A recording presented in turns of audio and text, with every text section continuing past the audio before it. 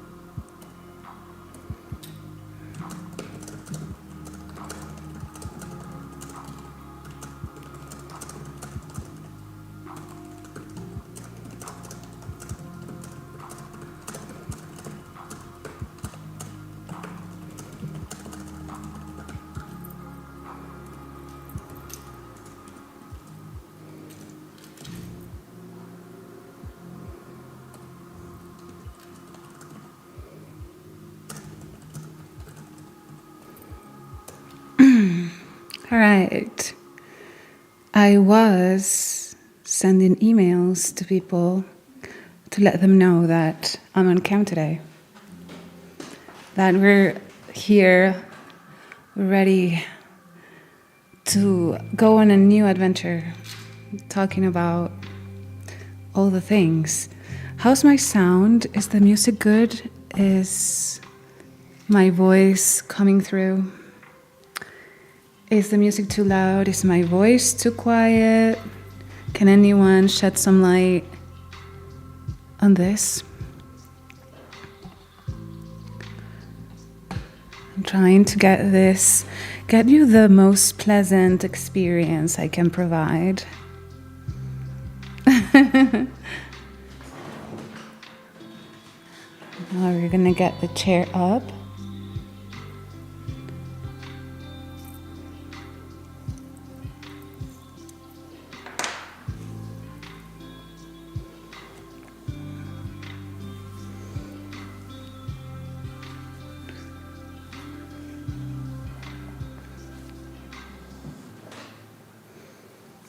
Okay.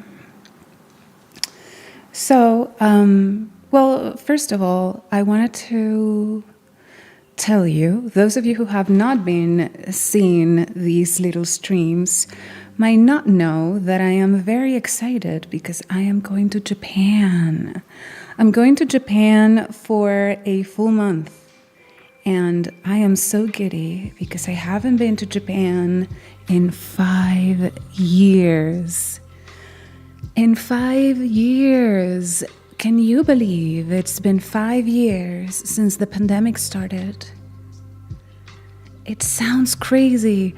To me, it feels like it was just yesterday when we were watching people eating or drinking, I don't know, bad soup on TV. And we were being reprimanded for not wearing our masks. And people said hello like this in the media. To me, it feels like it was just yesterday. It feels like I don't know. I just can't believe it's been 5 years. Before the pandemic, I used to go to Japan every year. Since the year, I think the first time I went to Japan was 2015, and then I went every year until November 2019.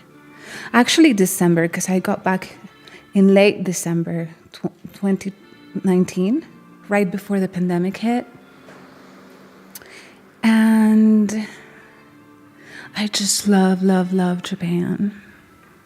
I feel like this is something that people can even like bond over. There's people who love Japan and understand Japan and have been to Japan, and people who haven't and who don't understand what it's all about.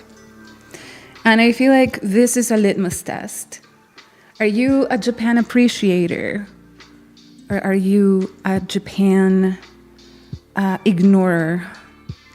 This will tell me a lot about the person I'm talking to. believe it or not. And you know what? It's sad because the Japan Appreciation Group used to be pristine. We used to be just a few of us. And then what happened was the movement got co-opted by Gen Z video game addicts and Logan Paul fans. It took a turn for the worse. Because before then, the people who went to Japan were all kind of weird. I'm not gonna lie, I'm not gonna mince words here. We were not your common person. You had cute little girls, like I was, who got hooked on the idea of Japan from movies that had nothing to do with anime. So I'm talking about Sofia Coppola's Lost in Translation, which was a kind of cultural threshold for many people my generation, I suppose. And before this movie, I personally had never paid much mind to Japan. Like, I knew Japan was a country in Asia that sushi came from, but I really was very light on the details. I knew the flag. I had seen Karate Kid. I knew karate was from Japan. And that was pretty much it, you know? That was about the extent of my knowledge when it came to Japan. Because I was not a big anime fan. I was not, there's girls who are like, Sailor Moon, since I was 10. That was not me. I was never into Sailor Moon. I guess I liked Nintendo. I knew Nintendo was Japanese. Very light on the details. I didn't know if they lived in like villages, with samurai, or like cities. I was very, very ignorant and happy to be. Like, I didn't know. And then Lost in Translation happened. And this is a fantastic movie. I think it still holds up today. How great it is. It's by Sofia Coppola, and it's starring Scarlett Johansson and Bill Murray. And it was shot in supposedly the best hotel in the world, which is the Park Hyatt Tokyo. It's Park Hyatt Tokyo. And the movie was basically like I'm sorry, we're having wardrobe malfunction. I'm fighting my wardrobe, trying to win the fight. I think I am succeeding. Okay. Where were we? We want to be cute. We want to be not too cute, though, because I don't want it to deter from our conversation. We have a lot to talk about. So, as I was saying, I love that movie. So the movie is about a woman played by Scarlett Johansson, who basically, it is kind of a stand-in for Sofia Coppola. And basically, the character is completely based off of Sofia Coppola's life. And she just chose to put Scarlett Johansson in as a placeholder. You have to wonder, though. How big of an ego this woman has. Because she's not a very pretty woman, but she chooses Scarlett Johansson to play herself. I think we need to have a conversation about ego, Miss Sophia. But anyway, she chose Scarlett Johansson. And back then, she was married to the frontman of an indie band called Phoenix. And she got this guy, Joey Ribisi, to play the husband, to play her ex, whatever. And they go together on a trip to Tokyo because she's having an existential crisis, and she's not working or doing anything. And the husband, Joey Ribisi guy, the Phoenix frontman in the movie, is really like a photographer or something, and he has like a contract that he has to go to Japan to work on. So they get accommodations from the company that her husband is working for, and she basically spends the entirety of the time alone because the husband is working, taking pictures of bands and stuff, and and hanging out with famous people. And she's not invited. So she spends a lot of time on her own. Now, while she's there, they're staying at the Park Hyatt, and there she meets Bill Murray. Now, Bill Murray plays a very interesting character in this movie. He is a middle-aged man who is a talk show host, and he's very, very famous. And he's very, very rich, really. And he was sent to Japan to shoot ads for a Japanese whiskey brand. And so the movie is basically the relationship that forms between Scarlett Johansson and this guy. And it's completely platonic because she's married and the guy's like 20 to 30 years her senior, and he's also married. But they strike up such a nice friendship, and, you know, they keep each other company, and they understand each other's jokes, and they spend a lot of time together navigating this. So on the part of Bill Murray, he's going through some sort of like midlife crisis because he realizes that even though he's worked his whole life and he's achieved very high levels of success, he's not really happy where he is. He has a very annoying wife who wants him to choose the most mundane things, like the color of the carpet in his new studio. And she cannot relate to him in matters that he cares about. Like, he wants to talk about more transcendent things. But unfortunately, his wife is very stuck to the mundane and is unable to talk to him about the things he's interested in. He's kind of making an evaluation of, like, is this all that life has to offer? Do I really want to be here in Japan shooting commercials for whiskey? And on the other hand, Scarlett Johansson feels like she's also disconnected from her husband because they have nothing to talk about anymore. The guy is like becoming very successful. She is kind of in limbo. She has no direction in life. They used to be able to hang out and talk about things, but more and more, her husband is like gravitating towards all his new famous friends. So she's also kind of wondering if like this is the life that she envisioned for herself or not. Now, while all of this is happening, because this is all happening in the subtext, what we really see is two people having a lot of fun. Having a lot of fun exploring Tokyo. And so we get to see, you know, the fun, hip side of Tokyo that we had never really seen before. Not even like, I guess like not even people who like anime would be familiar with the modern side of Tokyo, how people actually live in the city. So watching this movie, you got to see how people actually live, and it is so different from everything else, right? So we had, they had scenes like going to karaoke, and they had scenes like going to pachinko, which are kind of like casinos in a way. They're like slot machines, but the Japanese are very hooked to, and it's like full of light and noise, and it's very crazy, very wacky.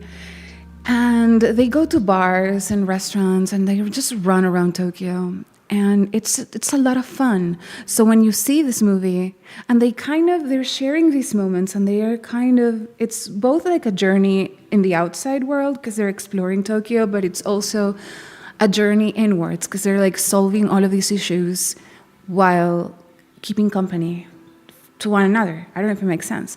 So that was my first actual contact with Tokyo, and I saw that movie and I instantly thought, one day I'm going to go there, I'm going to see all of these things for myself. I don't want to miss it. So the first time that I went to Tokyo, I actually stayed at the Park Hyatt Hotel.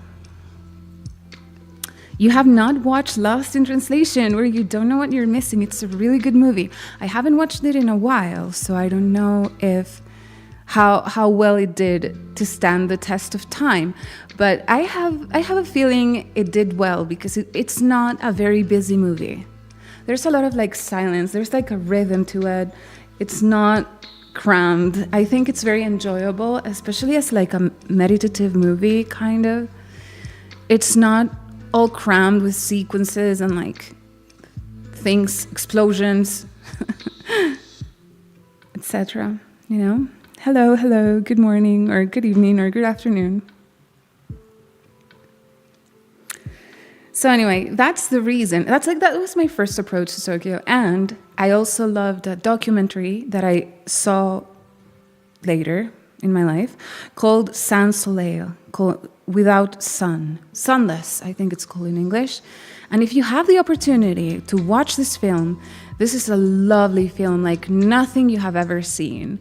It's a very long documentary with snippets of Japan and reflections of somebody who traveled to Japan. I think that movie was shot in like the 60s or something. It has a very distinctive feel. I think it was filmed in Super 8. So it has a gritty, nostalgic kind of aesthetic to it. And it's just a beautiful film. I think if you haven't had the chance to watch it, write it down. It's called Sunless. So this is the type of person that goes to Japan and is not into anime. Because then you have a bunch of people who were also into Japan, and they become what they call in Japan Genagaijin, which is a crazy foreigner. When you have someone who loved anime back in 2010s or so, who went to Japan, they were pretty much crazy about anime. And so they went to Japan, and they were, crazy about Naruto or Dragon Ball Z.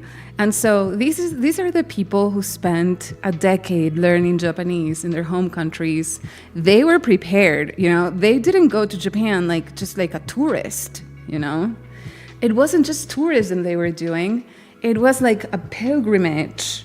It was like a Muslim going to Mecca. They just wanted to go circle something adamantly, vehemently circling some monument. They were looking for a big black cube to circle around.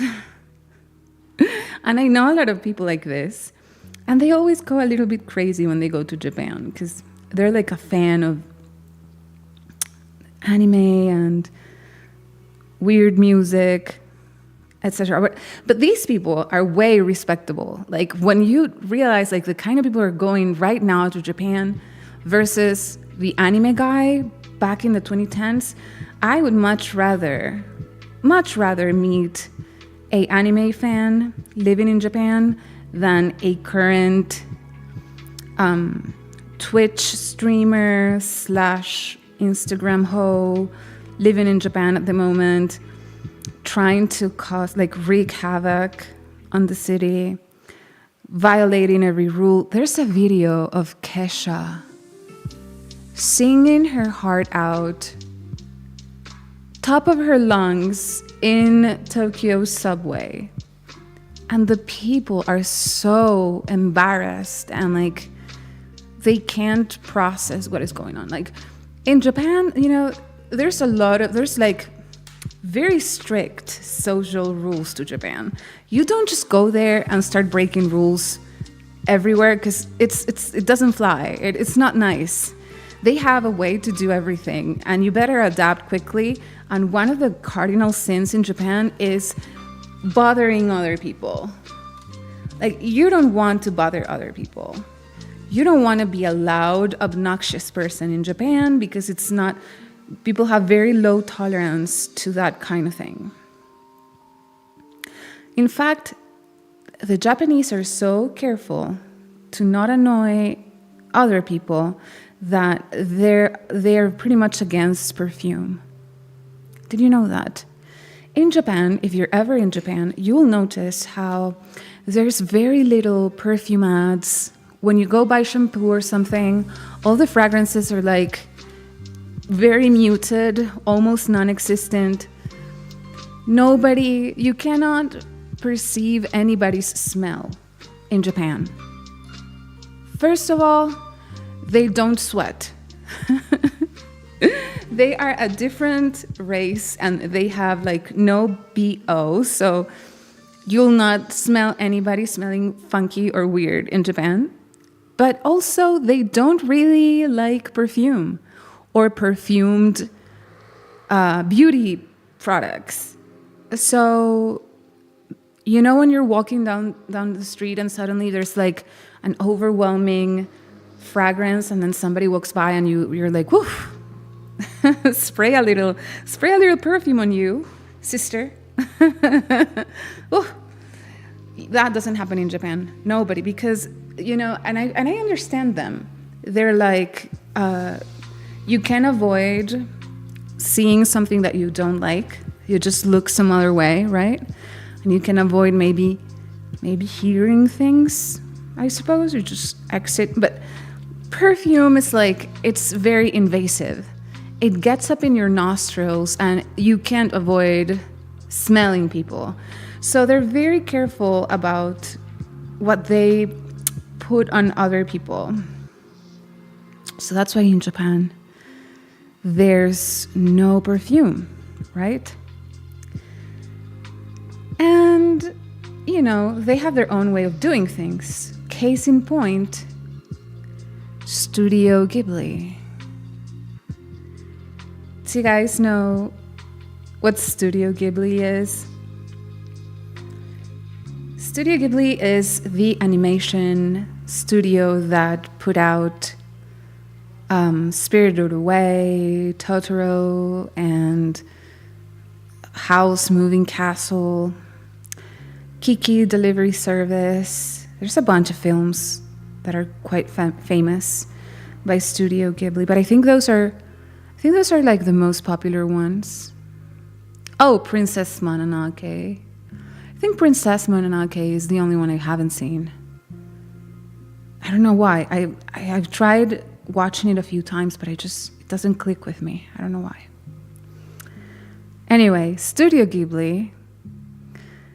You might have seen the Ghiblification thing going online in social media of people turning their own pictures into Ghibli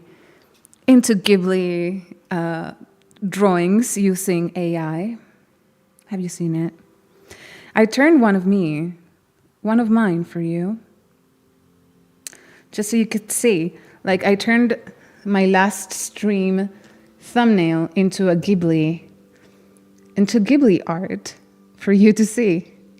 It even got like my lamps and the mic, just so you see that it's actually me. They're like portraying. Well, I don't know. I'll put it up again for you to see. So it's like you ask ChatGPT to make a portrait of you using a picture in the Ghibli style. And everybody's been having a lot of fun with that. Supposedly, ChatGPT OpenAI said their system is failing from so many requests to Ghiblify pictures.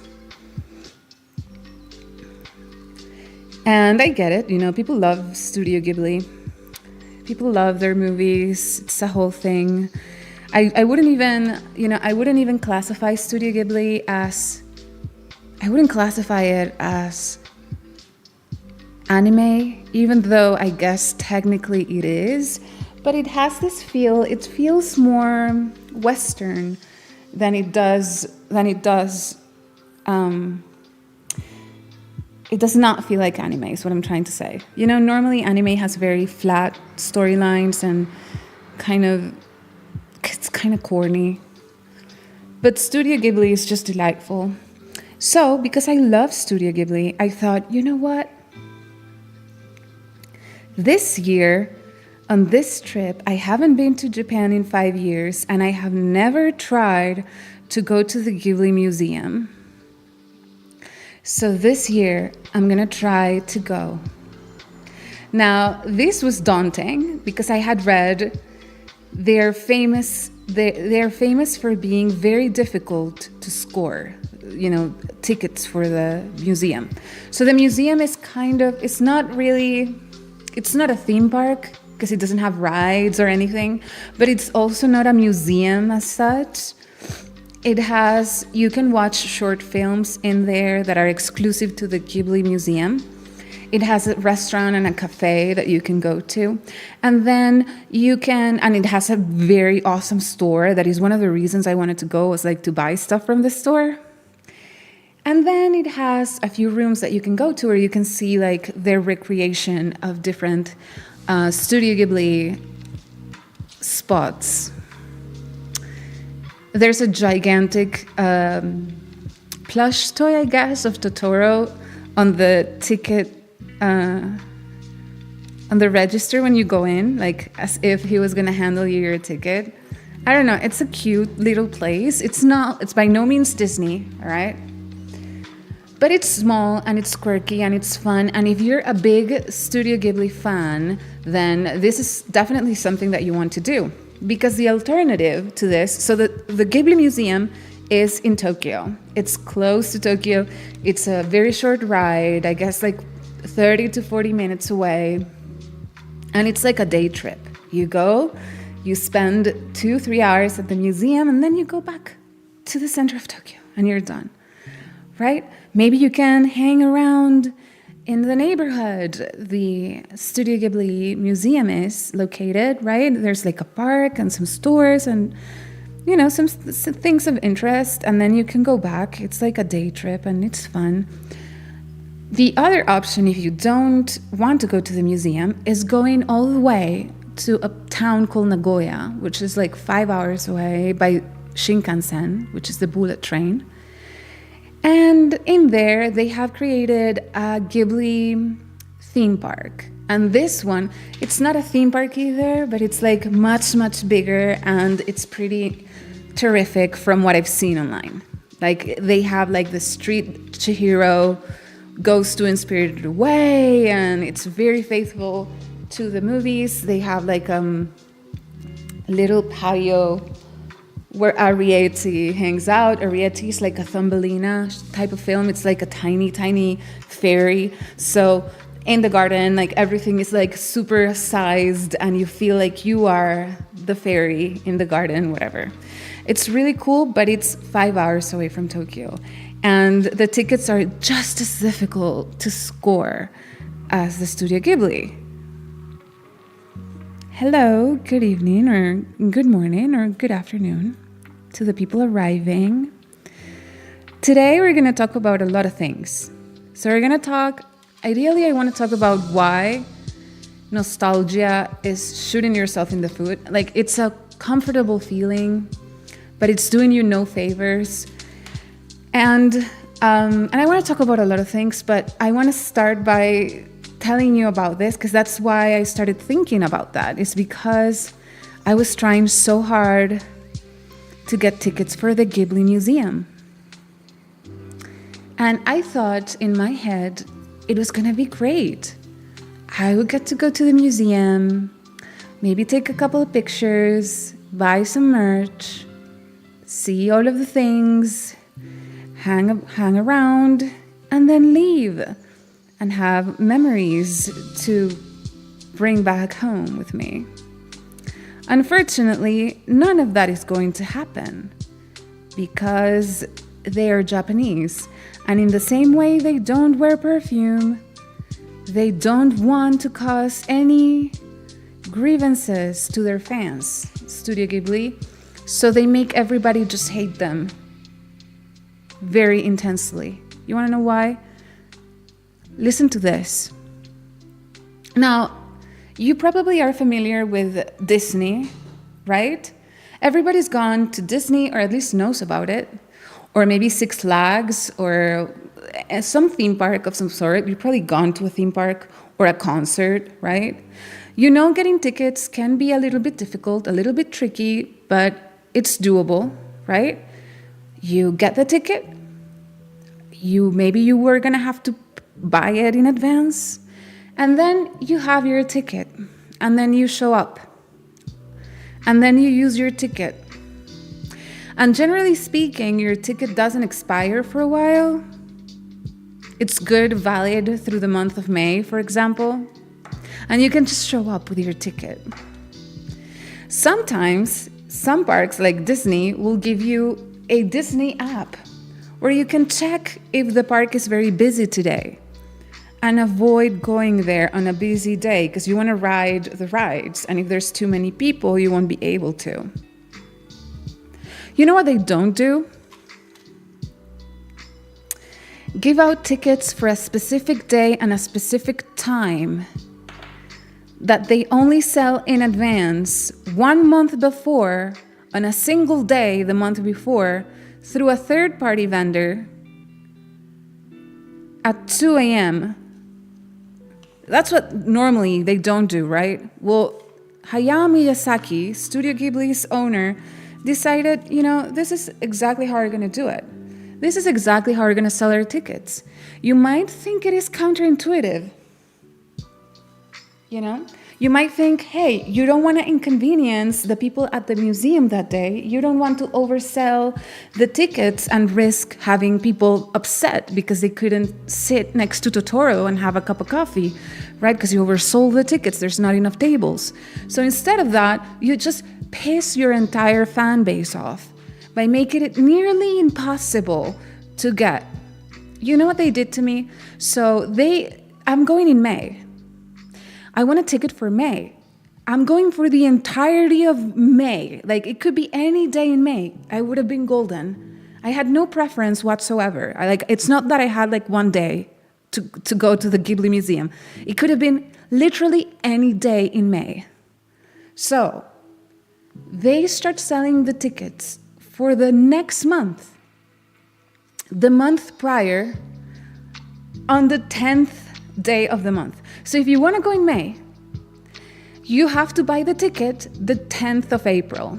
So that was yesterday. Well, today, right? And they open the sale for the tickets through Lawson, which is a convenience store, at 2 a.m., 3 a.m. where I am, which is 10 a.m. in Tokyo. That's when they open the sales of the tickets, 3 a.m. So they tend to go fast. So I put up an alarm on my phone for half an hour before that, 2:30 a.m. I woke up at 2:30, brushed my teeth, went to my computer, loaded the Lawson website to buy the tickets. I got placed in a queue. How many people were in the queue half an hour before the sale began? Guess a number. How many people were waiting? When I loaded the queue system half an hour before the sale began, how many people were ahead of me? 17,000 people were waiting on the Lawson website to buy tickets. And this is for international visitors. This is the segment allocated for international visitors to the museum. The Japanese tickets is a whole other queue, right? So on one browser, I had 17,000 people ahead of me. On the other browser, I had 35,000 people in line before me. Still, I thought, you know what? I don't know how many tickets they're selling. I don't even know if this is legit. How do we have 17,000 people waiting to buy these tickets? This is insane. This makes no sense. If this was real life, there would be 300 people. 17,000 people? Are you kidding me? But I thought, you know what? This is probably a lie. Or they're going to tell me, there's only 500 tickets and there's 17,000 people, just go home. But no, they said, it's going to take more than an hour. Please wait in line. So it was 2:30 a.m. And I decided that I was going to wait it out because I wanted to see if there was a chance I was going to get a ticket. So I waited and I waited and I waited for almost 2 hours thinking, yeah, I am going to get tickets. I'm going to go to the Ghibli Museum. And meanwhile, I had to split my screen into 3. So I had Safari on one side with 35,000 people in the queue, Chrome on the other with 17,000. And then I had a tiny window below where I loaded Netflix and I started watching the Squid Games because I had never seen it. And I was passing time, literally 2:30 a.m. I'm half asleep. And I'm committed to this. I am committed to the Ghibli Museum experience. I'm not going to let them rip the tickets away from my hands. It's not going to happen. I'm going to beat the system. I'm doing things right. So, my turn finally is arriving. You have 1 minute left. I'm prepared. I have my phone with my card information so that I can quickly enter the card number.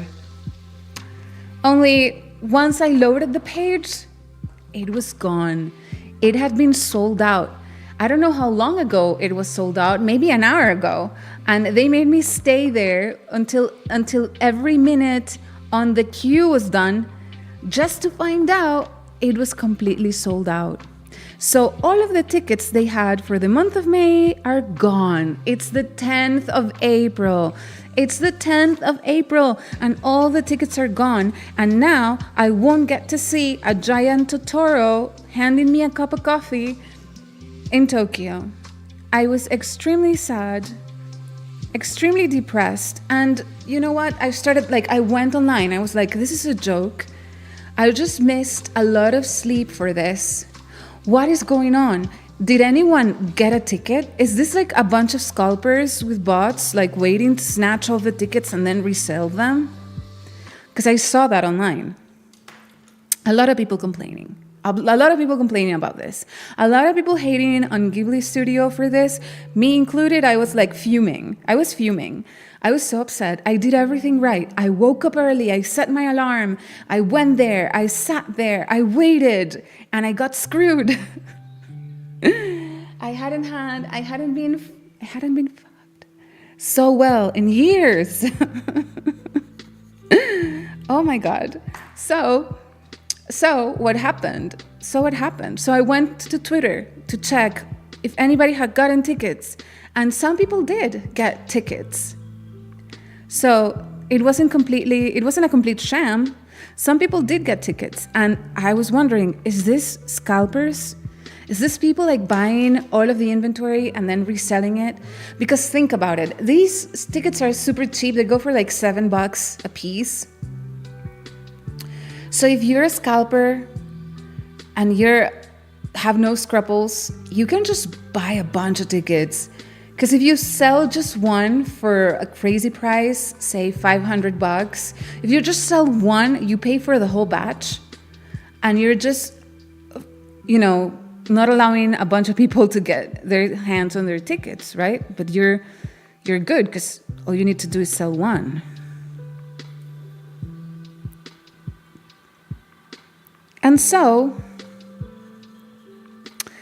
But this woman who managed to grab a ticket told me that it probably was not resellers because they actually ask you for name, last name, passport number, and they ask you for which airport you came in and out of Tokyo. And they check against your passport when you go into the park. So it was actually 17,000 humans made out of flesh and bones and strings of carbon sitting at their computers waiting for the tickets to be liberated to buy theirs. And that's where it hit me. You know what? There's not enough children in the world for this nonsense. This is adult children. These are DINKS. These are people with too much income and little responsibility fighting to get these tickets. That's what's happening. I don't think, really, there's enough families with children nowadays that will be willing to line up in a queue like this. And I remembered last time I was in Japan, I remember the Japanese being extremely infantilized. Like, I can say a lot of good things about the Japanese, but one thing that really, really caught my attention was how excited and enthusiastic they are about things that in the West we would be embarrassed to be caught on. Like, they will go on like children rides, things that are obviously designed for children. And the sensation was like, imagine that you go to the mall and there's like a Santa, a guy in a suit, like a Santa, getting children's letters, and like children climb on Santa's lap and you take a picture and they tell Santa what they want and Santa gives them a pat on the head and they're so happy because they just saw Santa. Now imagine how you would feel if it was a line of adults sitting on Santa's lap, whispering in his ear that they finally want to be able to afford a sedan that year. That's how it feels like when you go to Japan and you see them queue. You see adults queue, no children inside. Adults queuing to go inside the light up Christmas tree with like tiny little cute bears dancing, animatronic bears dancing in the middle. In the West, normally you will only see parents bring their children to these things, but in Japan, it's infantilized adults everywhere you look. I mean, think about it. You have grown women with Hello Kitty purses, grown men with Dragon Ball Z iPad covers. This is what we're dealing with, and this has been exported to the West. I feel like we're to a lesser degree, but we're also pretty much infantilized now. Haven't you noticed? I started noticing the trend back when I lived in Miami. They opened up a Shake Shack, which is a hamburger store. It's like a restaurant, like imagine Five Guys, but dainty, organic, very New York coded. So Shake Shack was like a hamburger joint, but it was dainty and healthy, and you could bring your puppy in with you, and they would give him like some treat or something that you could buy for it. And in Shake Shack, instead of having independent tables, they had this like very long tables with a bunch of chairs on either side. And I had never seen this at a restaurant before. This is like 2010. I'd never seen anything like that at a restaurant before. And it reminded me of like summer camp. When you have a bunch of children, like the school cafeteria, where you have like a bunch of children and they're all like eating together at a common cafeteria type of situation. And I thought, who is going to want to share their meal with strangers if they're not 10-year-olds? Well, most people apparently, because it was a boom, it was a sensation, and everybody was happy as a clam, eating their burgers in a communal table.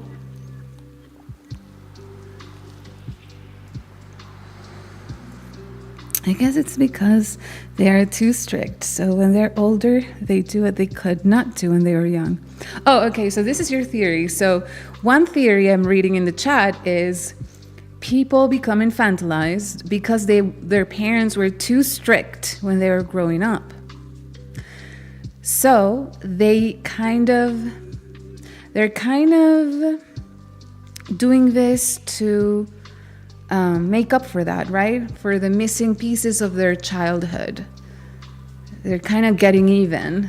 All the things I couldn't do when I was a kid, I'm going to do now as an adult. Someone else says, the same is true with Marvel movies. All the adults are decked out in the t-shirts and whatnot. Exactly. When I was a child, no adult was gonna be caught dead with a superhero t-shirt. Like, what are you? 5? Men were men. Like, they were suits and shirts. And sometimes if it was like the weekend and they were somewhere like informal, they could wear a t-shirt, but it was like a single color t-shirt. You know, like t-shirts with characters and like phrases and stuff. That was for children. So now there's like no distinction. And I don't really agree with your view on that. I don't think it has to do with strict parents. I don't. I think, hello, good evening. So we have 15 people watching, and I'm wondering how many of you, is there anybody in here who got here through YouTube? Did anyone get here, does not know who I am, and just got here from YouTube recommending me? I want to figure out if I'm being recommended to anybody or if this is just like my traffic through and through. So if anybody's here and you have never seen me before and YouTube just recommended you my stream, do tell me in chat, because that will make my day. I kind of want to know how this works. I'm very, very new and very, very curious on how things work. So here's my explanation. I might be completely wrong, but I don't think I am. Why have people gotten infantilized? What is going on? Like, why are people suddenly acting like so much younger than they actually are? You got here from my email. Oh, so you got here from YouTube, but you already were following me because you knew me, right? So you were already subscribed to my channel, I guess. And you got the recommendation. Oh, and by the way, I think if you guys, I don't know, this is just, I'm testing things because I don't know how it works, but I have a theory. I think if I get a lot of likes, maybe YouTube is going to recommend this to more people. So do you guys want to test it with me, see if it works? So right now there's 20 viewers. If you all give it a like, we can see if the numbers climb a little. See if YouTube like recommends this to more people. Can you guys give it a like just to see what happens? So anyway, as I was saying, why do people get infantilized? So first of all, they do this out of nostalgia. This is not something that happens just 'cause, you know? People won't normally agree to get infantilized for no reason. You're not gonna wear the t-shirt of a superhero unless you feel something about it. So the first thing to understand is if you're getting infantilized, it's because you are stuck in the past. It means you're stuck in the past.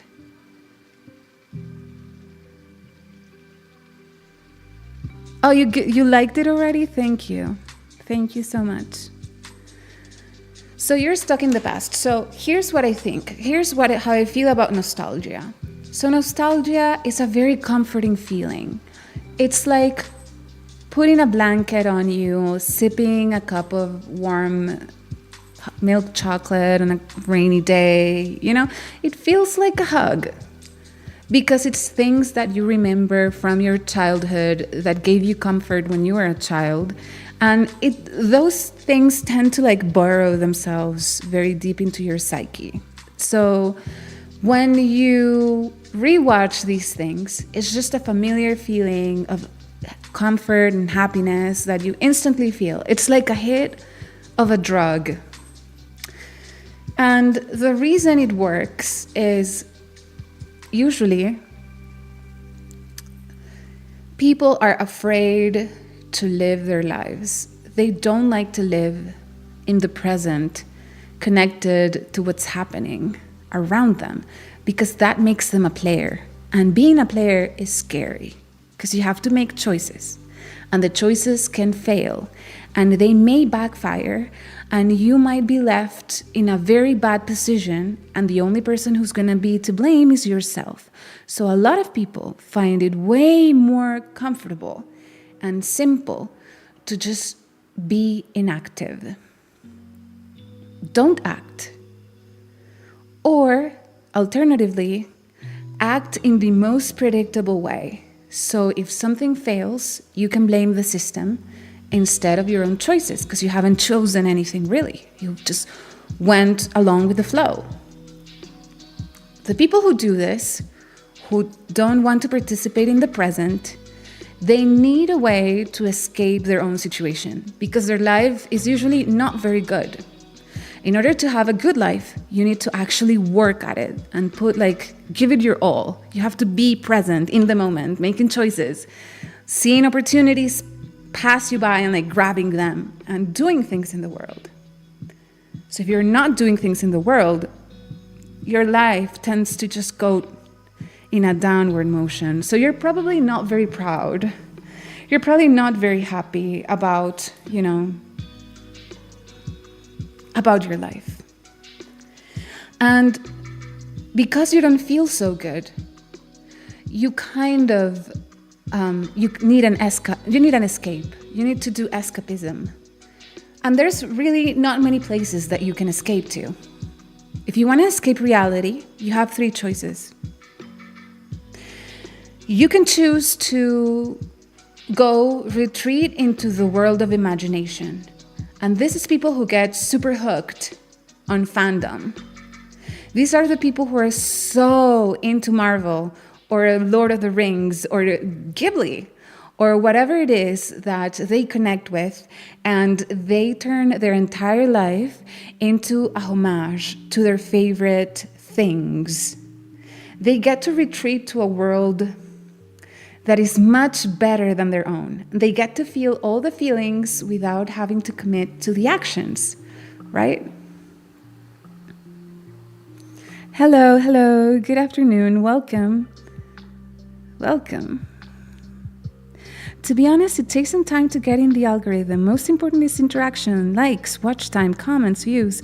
Well, that's comforting. I hope we can get in the algorithm sooner rather than later, so I don't get discouraged. But I feel we have a good thing going, don't you? Yes, it is the same with sports teams. It is all about a world of fantasy where you get to vicariously live through other people. You get to vicariously live through your team's wins and losses. You get to win through Frodo. Did Frodo destroy the ring? Did he not? You get all of the feelings without having to risk anything in your life to get there. Now, another route that you can go to, other than, the land of imagination, is you can travel in space, right? And these are people who get obsessed with other countries, like Japan, for example. People who get obsessed with traveling. Women tend to do this a lot. So they don't like their lives. They don't have it figured out. They have no plan. And instead of having a plan and a goal and somewhere they can pour their energy into, they decide to go on a trip. And that's the entirety of their life, circles around the trip they're going to take. This is another way of you're escaping your day-to-day life. You're escaping your present by going somewhere else in space. And the last one is you can also escape by going somewhere else in time. You're traveling in time. You become a time traveler. And you live in the past. You retreat to your memories, to the land you grew up in. It does no longer exist, The places that you used to go are gone. You can't go there anymore. That's the past. But you go there and you spiritually move to the past and you build your house in the past. And this is called nostalgia. So, for example, you spent your youth going to malls, but malls and mall culture is done. There's no more mall culture. There's no more malls. People don't go to malls anymore. They're completely different from what it used to be. But you are now obsessed with watching videos with old pictures of malls, and you spend an entire afternoon looking at them. You start rewatching episodes from the cartoons that you used to watch as a child. You become, if the past was a country, you would be a patriot of that country. And they think the present is nice. The present has its specialties. We have iPads. But the past, that's where it's at. The past is a vast empire. The present is but it's just a region within the vast empire of the past. We have regional charms. We have the iPads, we have color TV and social media. But the past, that's where it's at. And so they move to the past. And of course, they remain nostalgia. While it is comforting and you're feeling great, it's the same as heroin. When you shoot up heroin up your arm, this is not something I've done, it's just what I've learned through listening to people who have done this. If you consume heroin, the feeling of the rush that a person gets when they're high on heroin is like everything is good in the world. That's what they feel like. It's like they suddenly were 100 years old and they have lived a life of accomplishment, and they're looking at all of their successes and everything that went right and feeling very good about it. Except it is a mirage. There's nothing. They didn't build a family. They don't have an estate. They're not leaving a legacy behind. It's just a feeling. And they get hooked to that feeling. And nostalgia is pretty much the same. You're giving yourself this huge blanket of everything that feels good about your childhood. Meanwhile, your life is crumbling around you because you refuse to take action. So this is why nostalgia is the silent killer.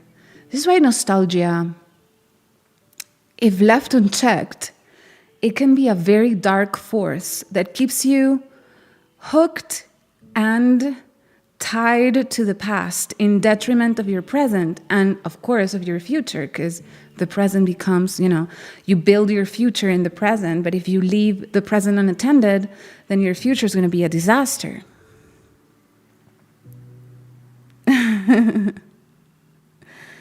So that's the main issue with nostalgia, is that. And people who are infantilized, I feel like, are victims to this feeling. They're in a state of arrested development.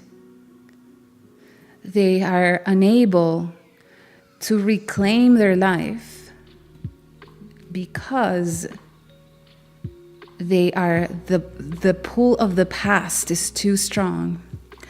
And in the past, in decades past, you would find these characters in literature.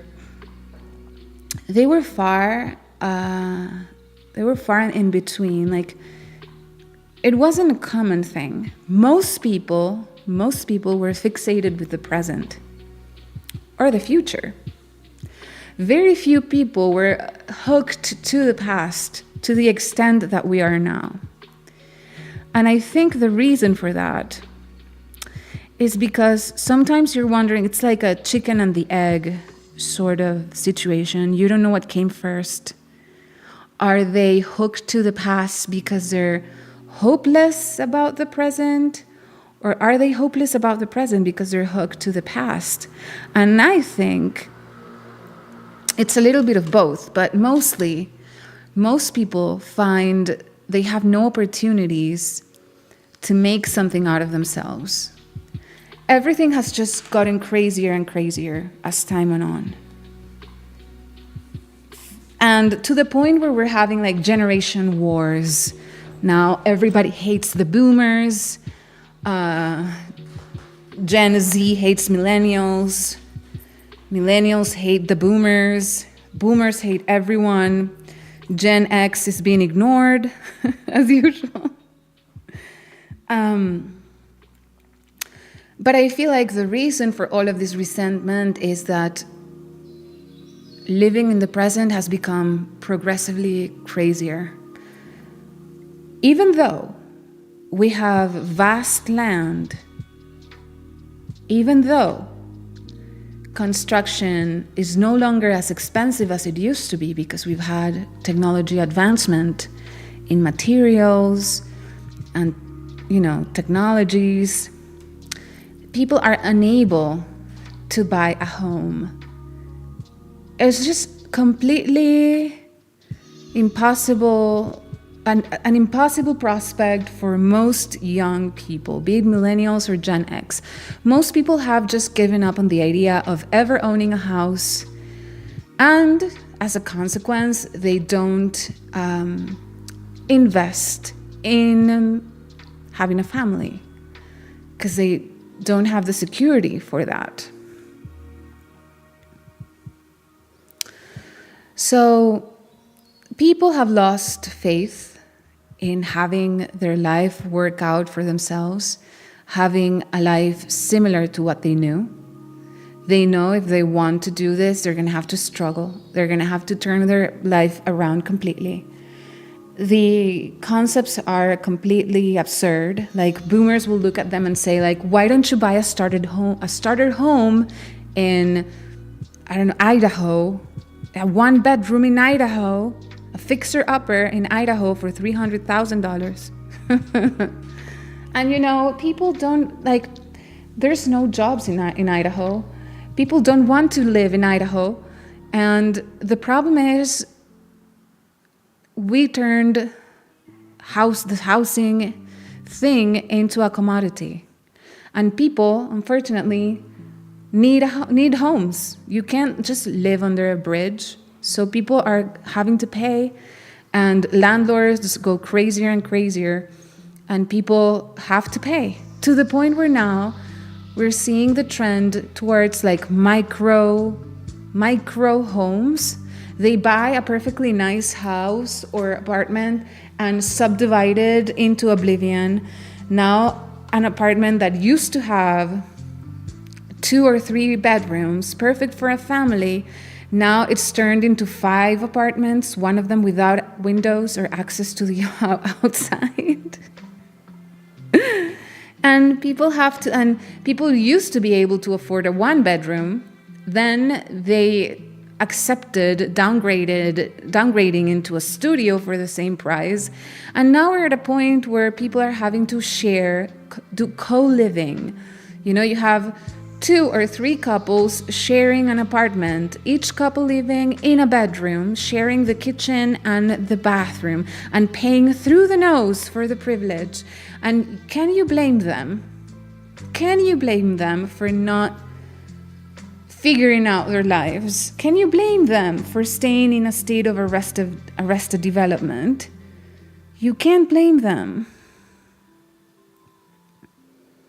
So instead of having children and growing up, they just evade the whole situation. They become children themselves. They have the children they would like to have in the real world inside of themselves. They become the children they could never have because they can't afford it. And in a way, their life now becomes, because when you become a parent, your life is transformed. You can be a crazy, insane young person with no schedule. You can sleep during the day, party all night, have addictions, be insane. you can have all of these problems, but the minute you have a child, your entire life is upended and you have to grow up. It's like you have to face the tune. You can't have children and be a mess, be a wreck of a person. A child makes you grow up. That is a fact. Like, people who are like, oh, I'm not mature enough to have a child. This is one of those roads that do not exist because you make them as you walk. The minute you have a child, it's sobering. Like, you grow up. That's the moment when you turn into an adult.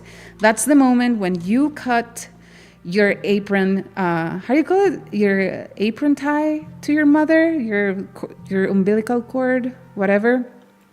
That's the moment that you become an adult in possession of your own self, because now you have to be there for a child.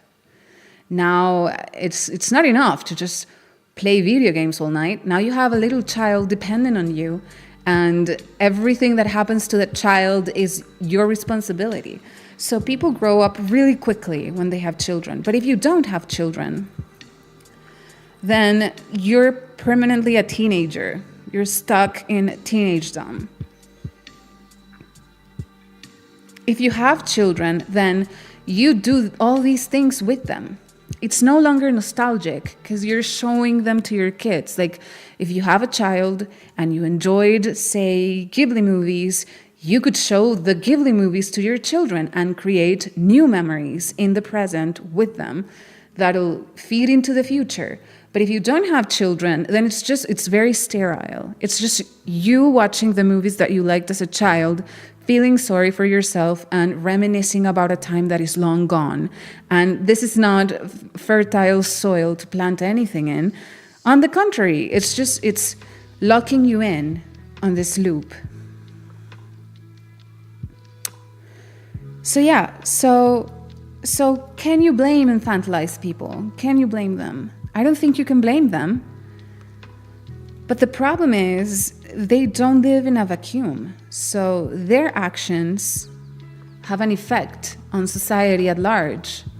And one of the problems with them is these are profoundly, in general, right? I'm not talking about specific people, but in general, when you have somebody who's obsessed, like these millennials who just buy a bunch of Funko Pops and are like obsessed with Star Wars and spend thousands upon thousands on Lego sets to build like the Millennial Falcon or something in their bedroom.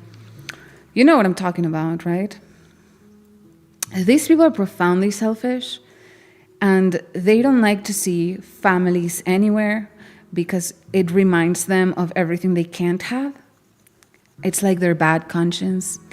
I suppose you could say they're envious to a degree. I can't blame them for being envious of something, but I do see the problem that it poses because we're having a natality problem where society is not even at replacement level. People are not having children, and we're going to go extinct if it doesn't correct itself. And the problem is people that are infantilized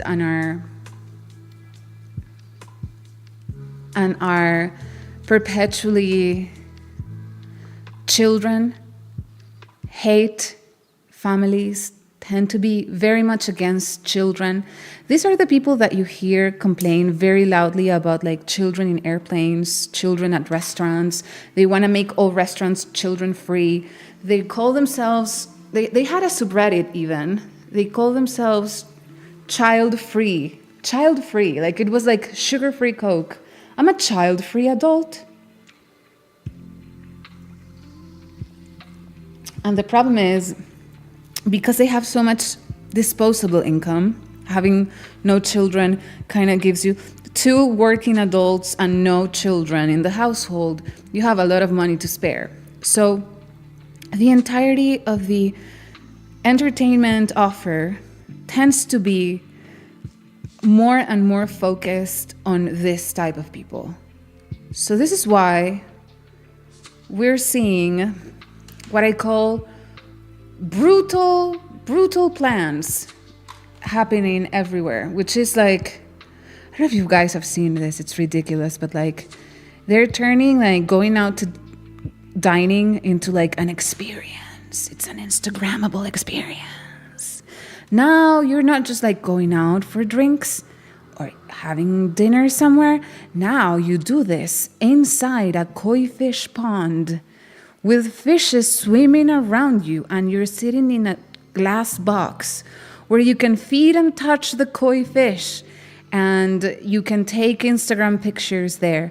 And also it's like $20 per person, but it's like an all-you-can-eat menu at the same time. Do you know what I'm talking about? Brutal plans for the weekend. What are you doing this weekend? I have a brutal plan that we can go to.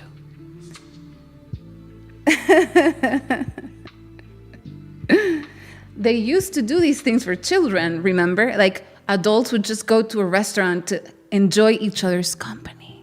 Something that we have forgotten. You go to dinner because you want to enjoy each other's company. You want to enjoy the relationships in your life. You want to catch up with people. You're not going to do much catching up, sitting surrounded by koi fish, taking pictures for Instagram or like TikToking, whatever. Because we're no longer looking at each other. We're not adults anymore. We're children. It used to be that we would take your children to Chuck E. Cheese for pizza, right? Where they could like arcade and pizza and like people dressed up as funny animals. And the child was very happy, very excited. Now we're doing it for adults. Right? Now it's a coffee shop, but it's not just a coffee shop. Embedded in the walls of the coffee shop, there's cotton candy machines. And for each coffee that you buy, they give you a tiny cup with a mysterious sugar, flavored sugar that you can pour yourself in one of these cotton candy machines and get your own cotton candy. Brutal plan. It's like the whole experience of being an adult has been infantilized. It's so sad. I just wish all these people could have children so they could just do these things with the children and like have a functional life as a proper adult. Like, I don't know, maybe I'm stuck in the past too. Like maybe I'm stuck in like the idea of what being an adult was in the past, and it's no longer this. It's just a bunch of dinks petting koi fish while dining. Who knew this is what adulthood was? Hey, grab your florals. Grab your friends, grab your florals. Let's pet some koi fish while we have cachapas in the moonlight. That's what adulthood was all along. You know, it used to be, this was the domain of children and homosexuals. Homosexuals, homos for short, had two adult disposable income because they had no children. They couldn't adopt people back then. So they had disposable income from two working parents and no children. So they could also be very flamboyant. And plans catered to homos were very flamboyant because they could afford it, because they had no children. And this was kind of like, we knew that this was a consolation prize. We knew that it was like, you can't have children, poor things. Okay, let's make a cafe with a Liz Taylor theme and let you dress up like Liz Taylor as you have your cappuccinos. You know, we knew this was the consolation prize. But we seem to have forgotten this old wisdom. And now straight couples are behaving like old homo couples did back in the 90s. Now it's everybody. Now, and we have forgotten that was supposed to be the consolation prize for not having a family. That was what you got. You got Liz-tailored brutal plans to go to in the weekends. Now everybody's doing this now. The craziest brutal plan that I ever saw, they recommended it to me on Instagram.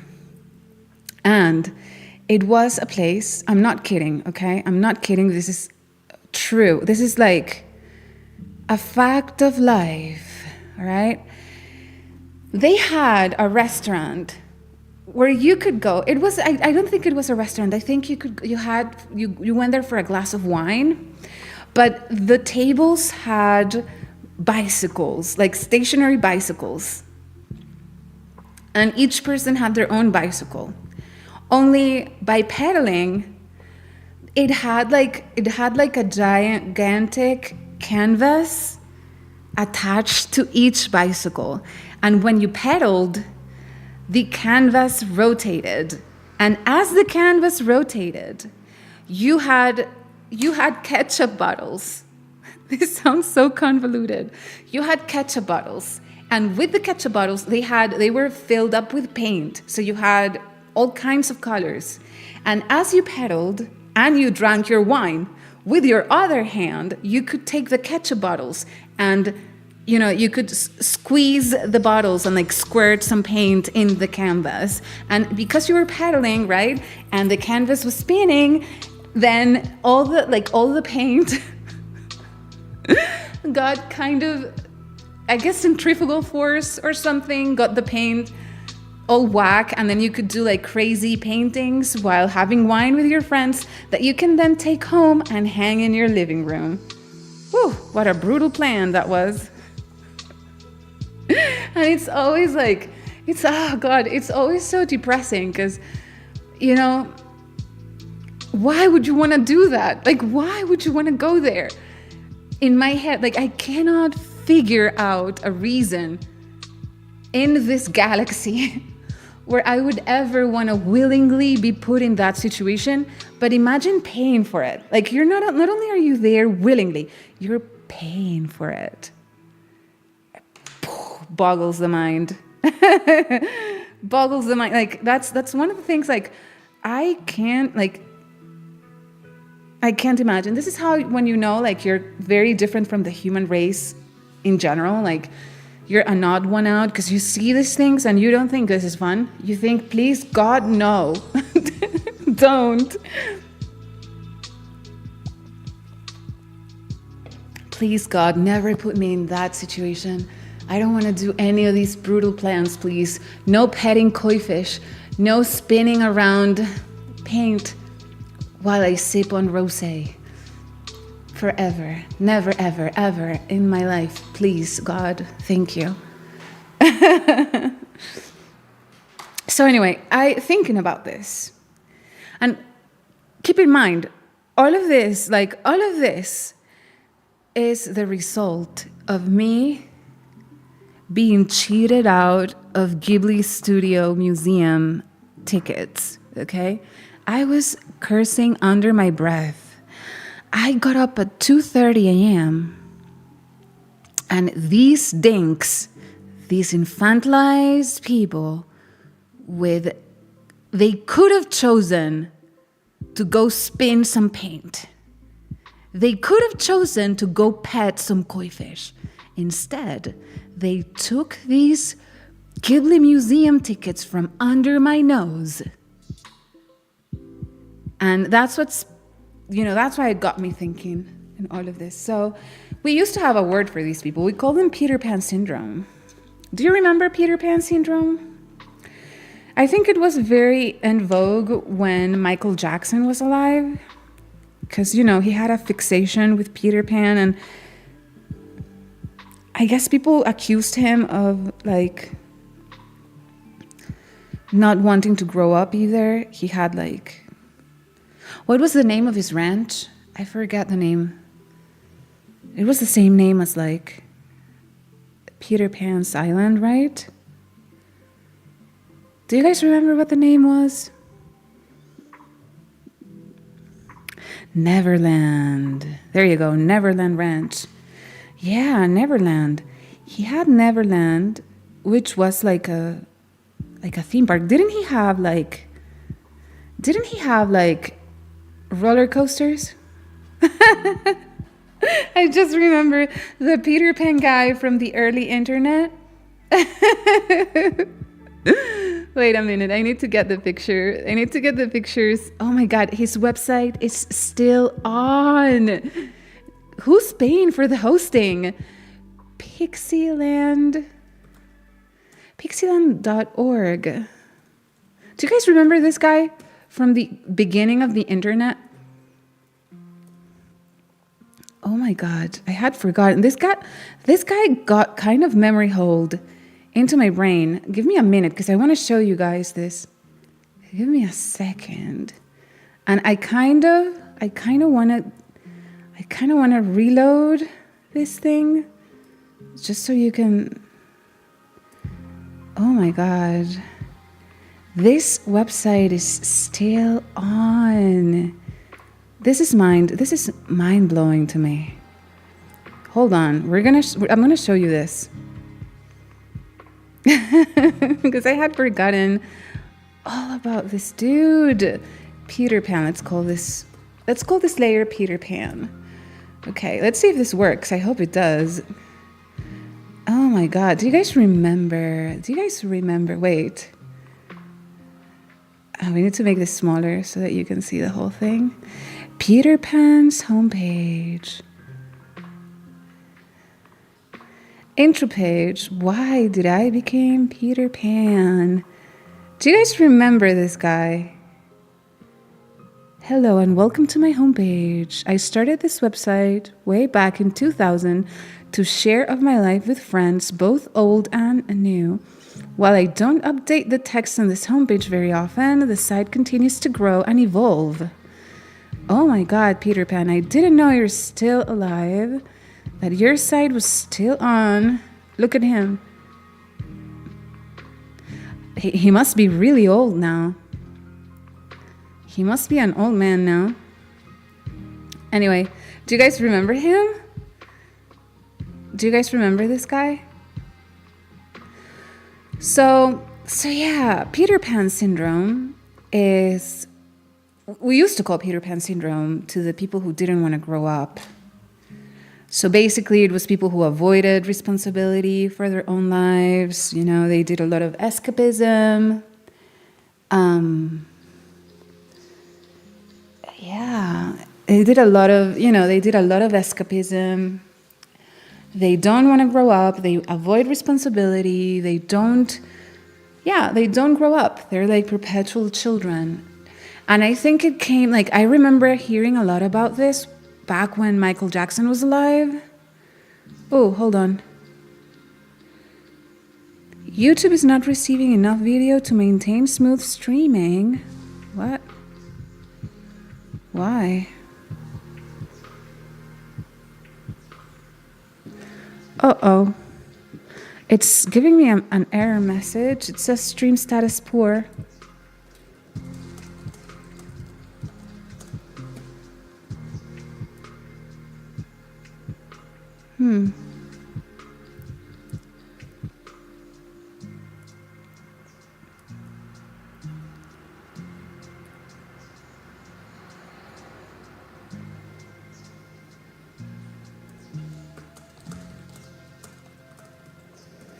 Let's see if this gets better. Okay, I'm gonna try and fix this.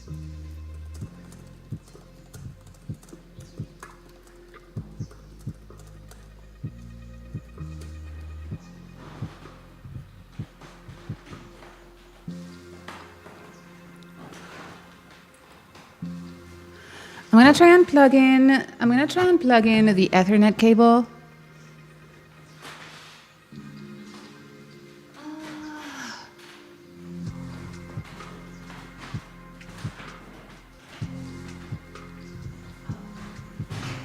Oh wait, it is plugged in.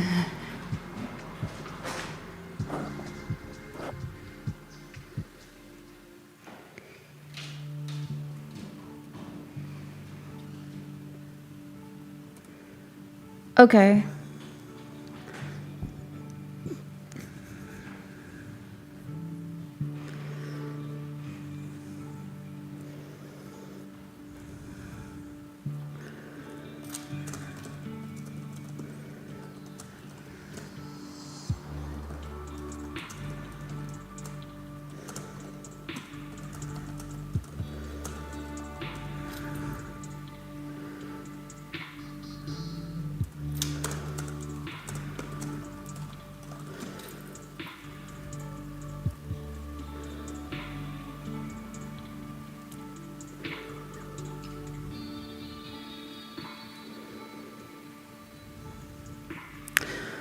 Yeah, but I closed it though. I closed it, so I don't know. It looks fine. It looks good to you.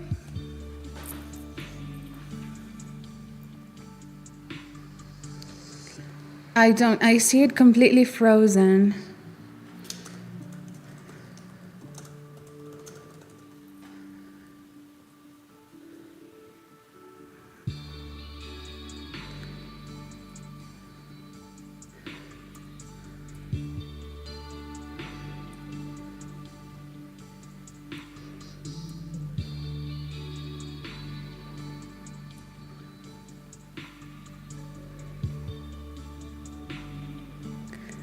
You're seeing me. I don't see myself anymore.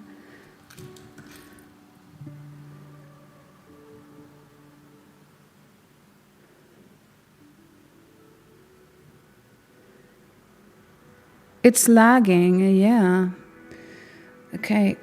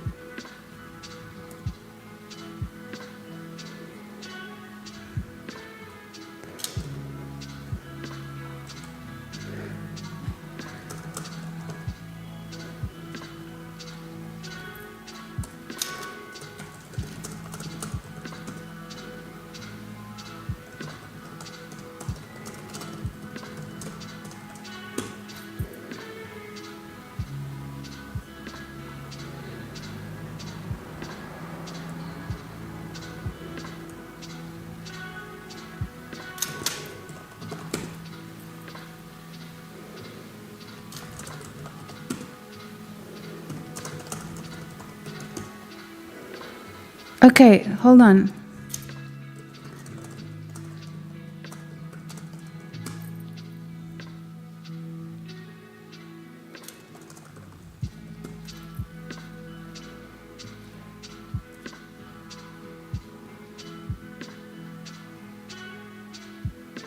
Oh, oh, no, no, no, no, no voy a poder. I'm not gonna be able to.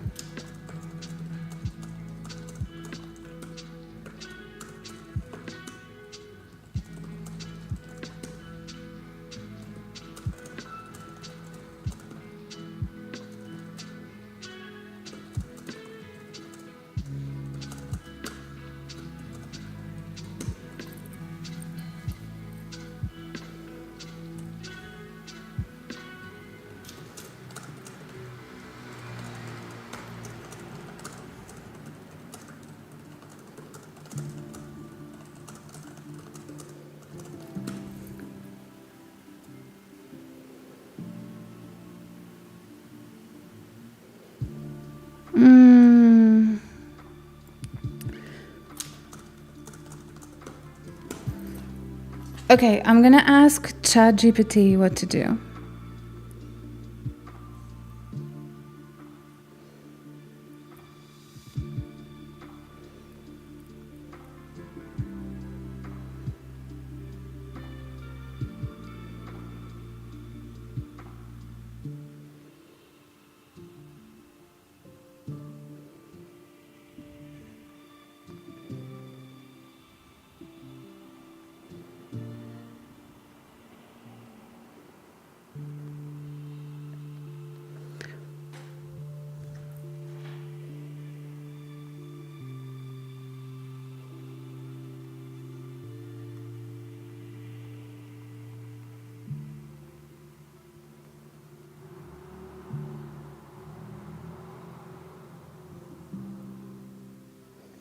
Okay, it says. Okay, wait a second.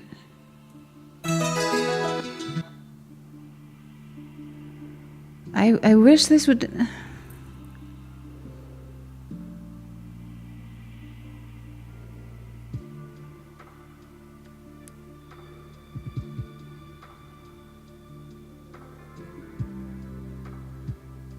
Can you guys see me well? Is it still laggy? Oh, good. It's good now? Whew, that was... I got very nervous. It's a good thing, I suppose it's a good thing that we're trying this, because all of these problems we get to troubleshoot, and it's not going to affect, like, I'll know what to do in the future. Whew. So wait, what were we talking about? What were we speaking of?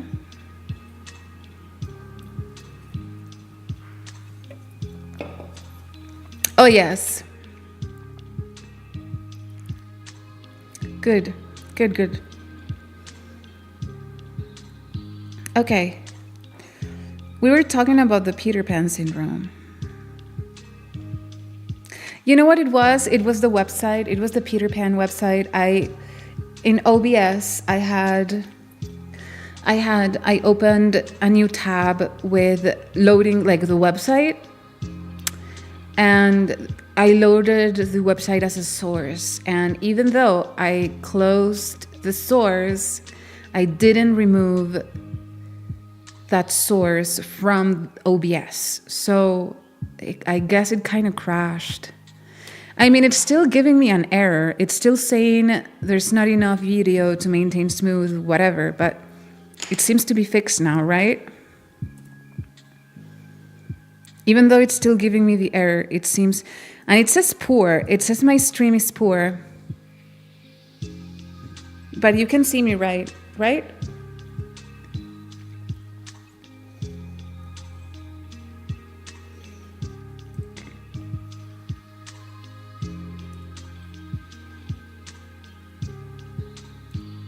Okay, so we were talking about Peter Pan, right? Peter Pan syndrome, Neverland, Peter Pan, Michael Jackson, the whole thing. So, Peter Pan syndrome. Avoiding responsibility, feeling like you're a child your whole life. Now, Michael Jackson, he was an interesting person, I suppose. Not only because he was a very, very successful musician, not only because of how weird his death, the events surrounding his death were, but I've always kind of been very interested in all the conspiracy theories around him, like from the fact that people thought he was a pedophile, to the fact that have you guys seen the cover art for Bad, for the album?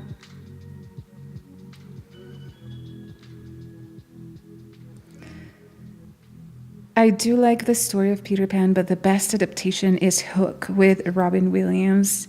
Deal with what we were talking about.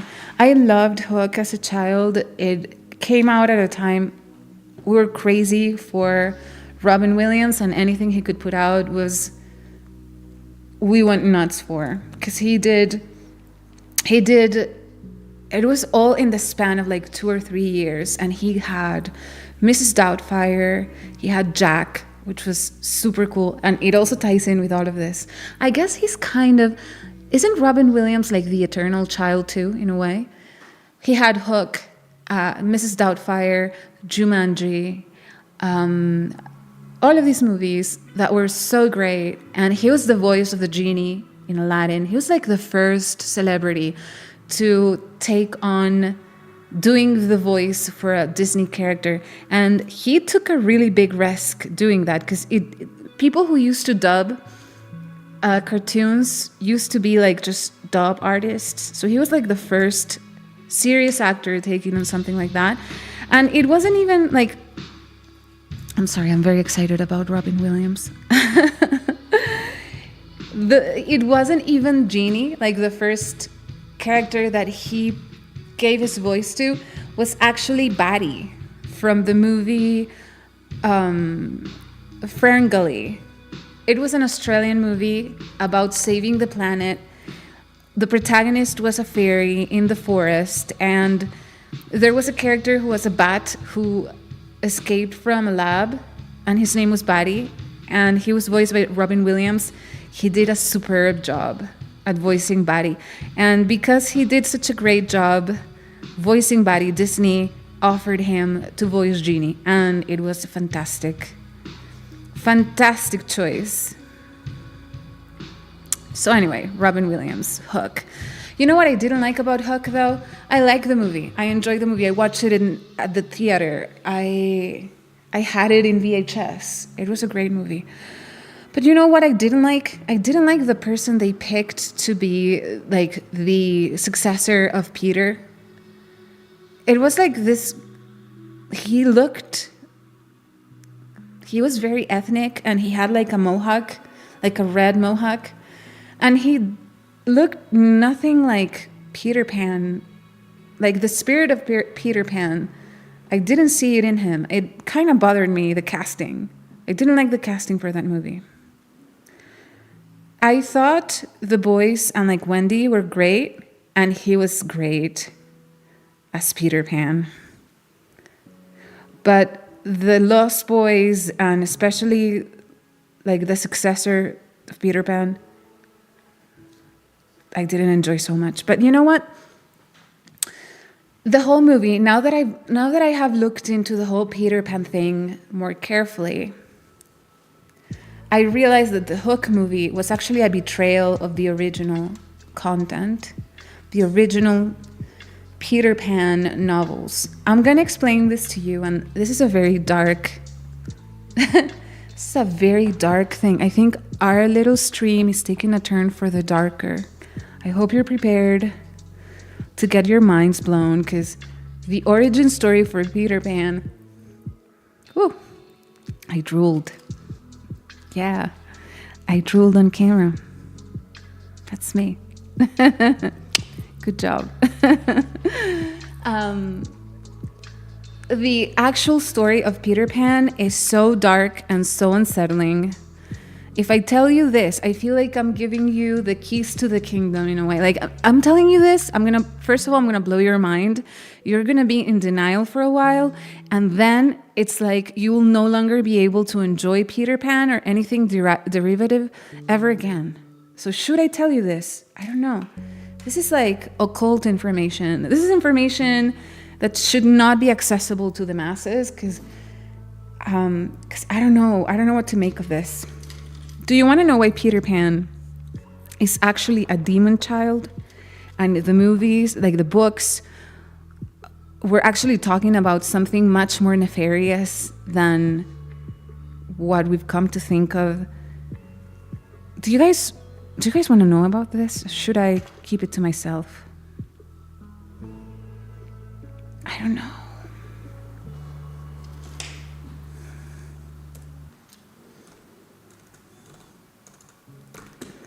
Should I not? I think the chat is lukewarm on this.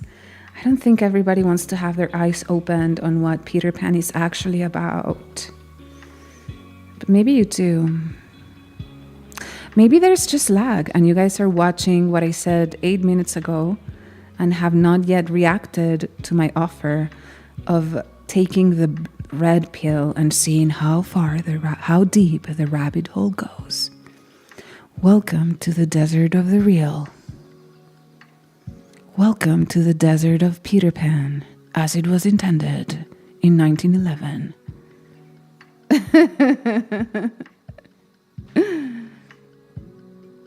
So first of all, we need to understand, Michael Jackson, okay? I feel like this is a soft approach, and then we can go in full force. So Michael Jackson, obsession, Peter Pan, he was accused of liking children very, very much. And have you seen the cover of his Bad album? Have you seen this cover? It's not bad. What's the name of that album? I thought it was bad. Or maybe it's Michael Jackson. It's not bad. It's... Oh yeah, dangerous. Dangerous. So the cover art for Dangerous is very interesting.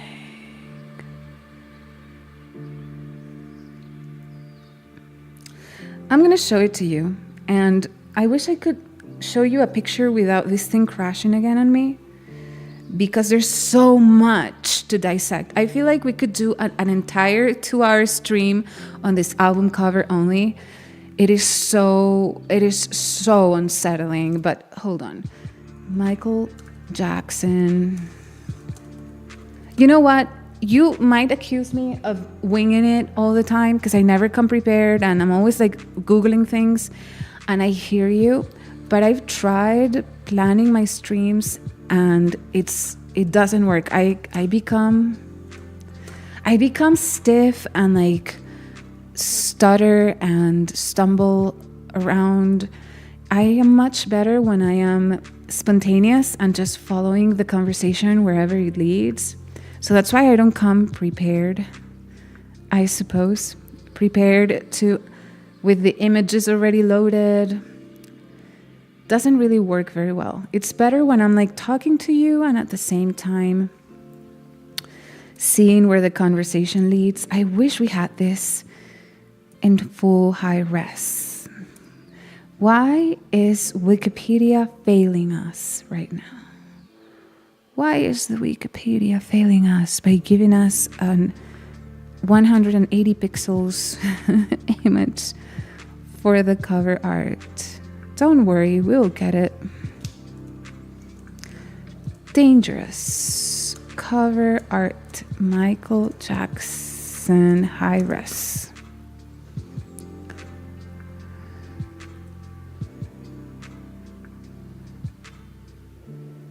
Maybe this is the one?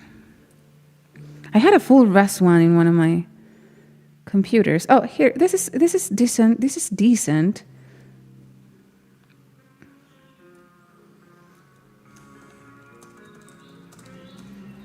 It's not quite good enough though. Oh, maybe with Google Lens.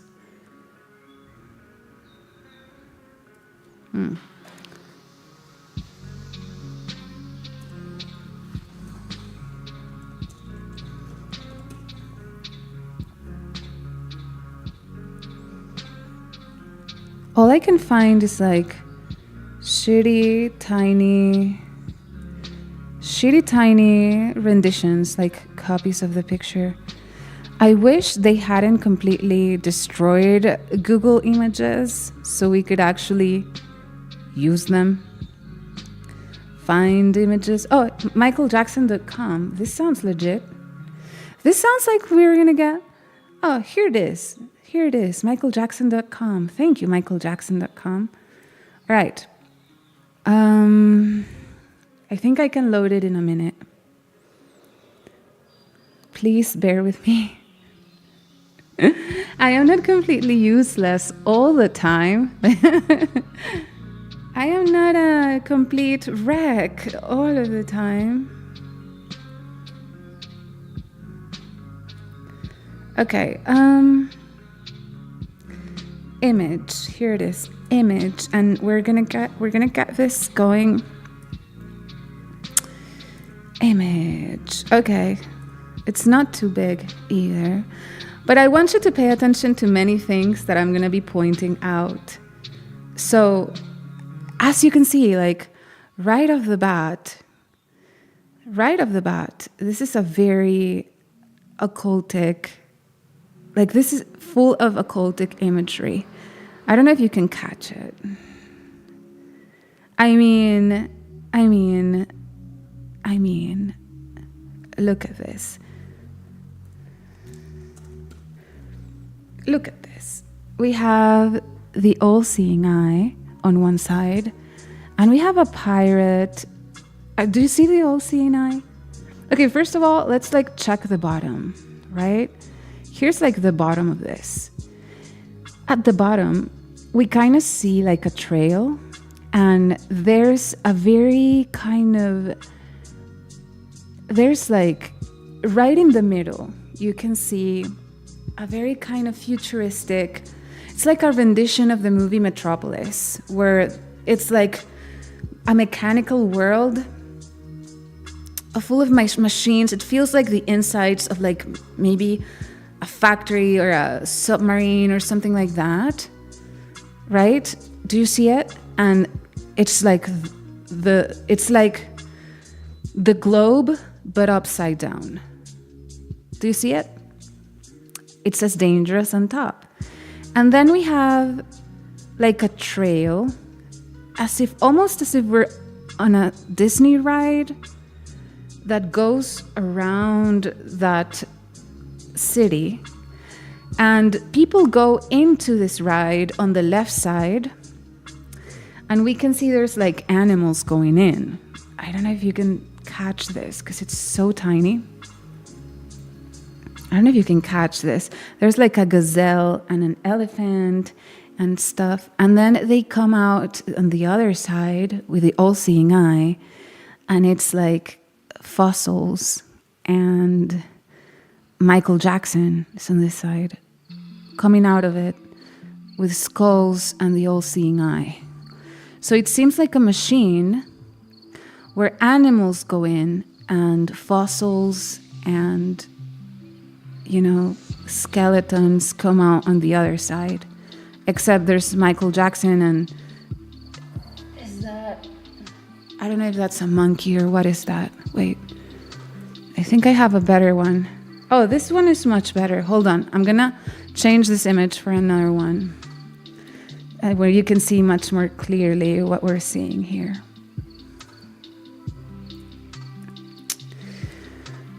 Wait.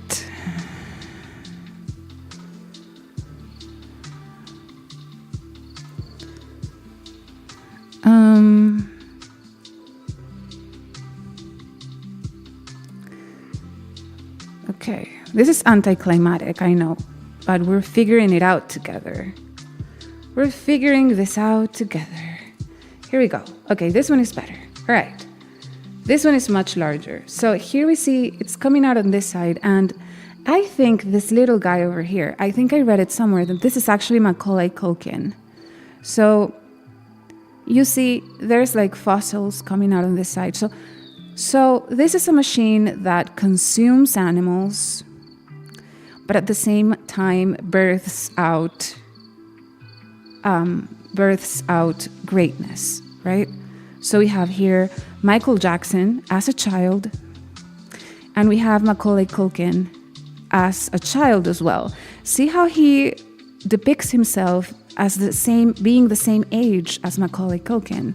He does not depict himself as older than Macaulay Culkin, but in fact as being the same age as him, because this is a Peter Pan syndrome thing that we have been discussing. He befriends Macaulay because he feels like he's the same age as Macaulay Culkin. Now, let's continue to see what we have here, just in general, before I continue with this.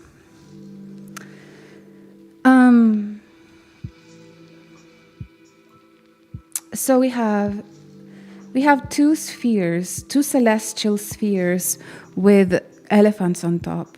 And there's a monkey with a crown. And then there's the eyes of Michael Jackson. And then we have this machine that eats, animals and spits bones. And the world as a mechanical thing with an upside earth. And I don't know if you guys are aware of like the conversations people are having in like conspiracy theory circles, but like there's this thing with having band-aids in your fingers, and like we have seen them in Marina Abramovic's thing, the spirit cooking thing, and we have seen them in many famous people, and Michael Jackson sported them, but also here it is. Right under, like at the bottom, there's a hand holding a child. I suppose that's Michael Jackson as a child, I don't know. And he's holding a skull, and he's resting on a hand, and that hand has the little band-aids on the fingers, right? So it could just be an aesthetic thing, or it could point to something else. We'll never know.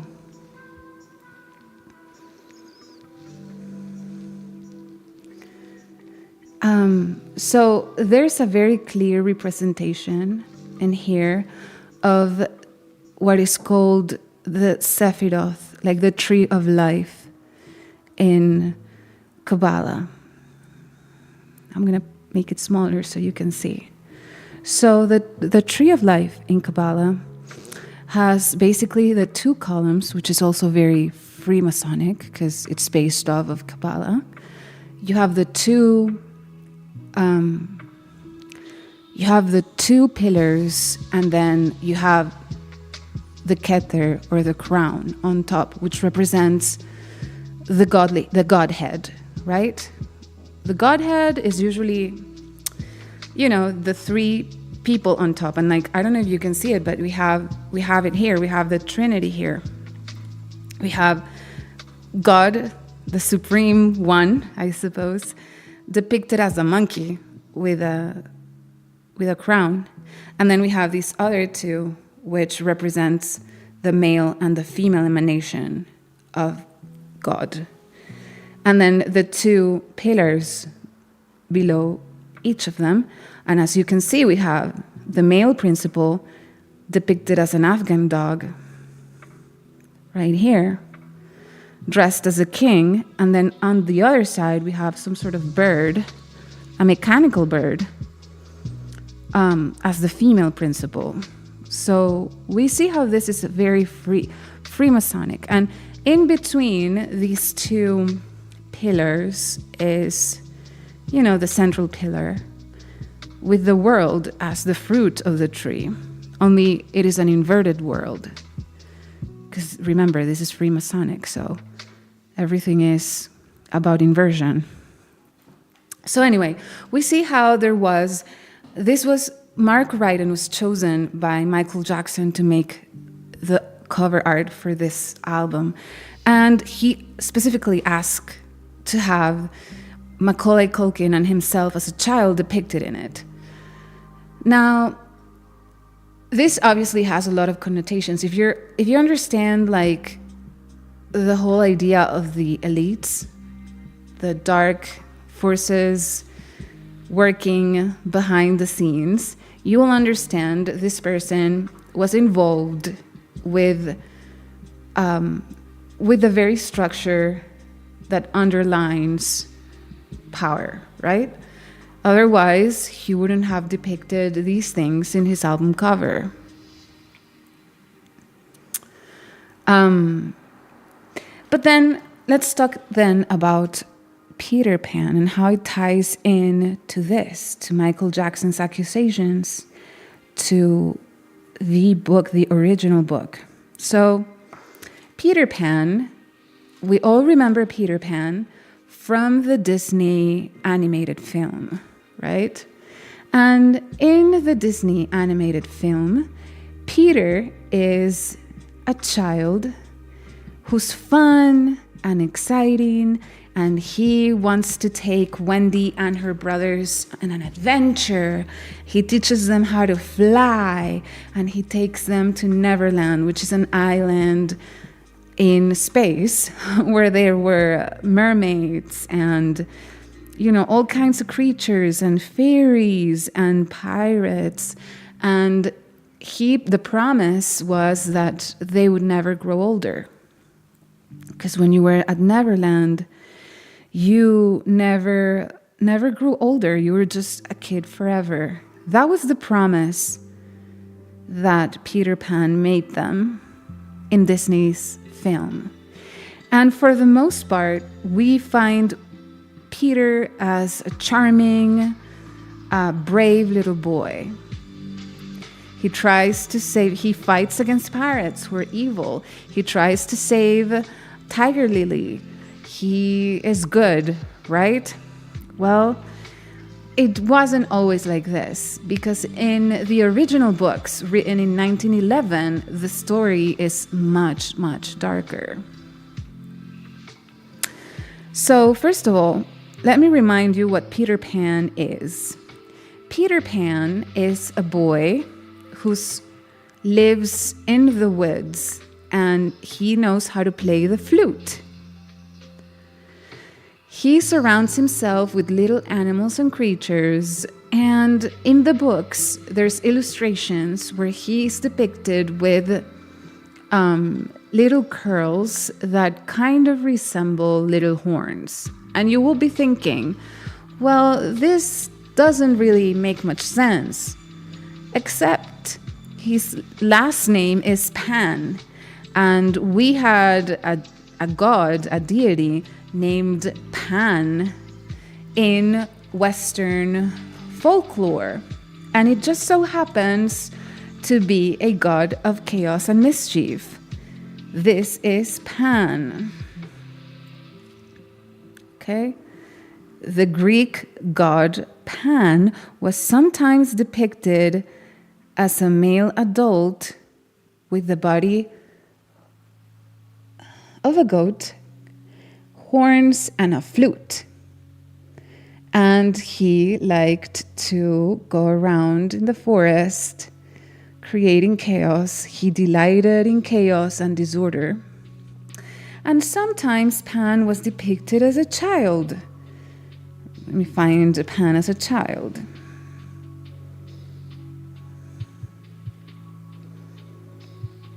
Pan as a child.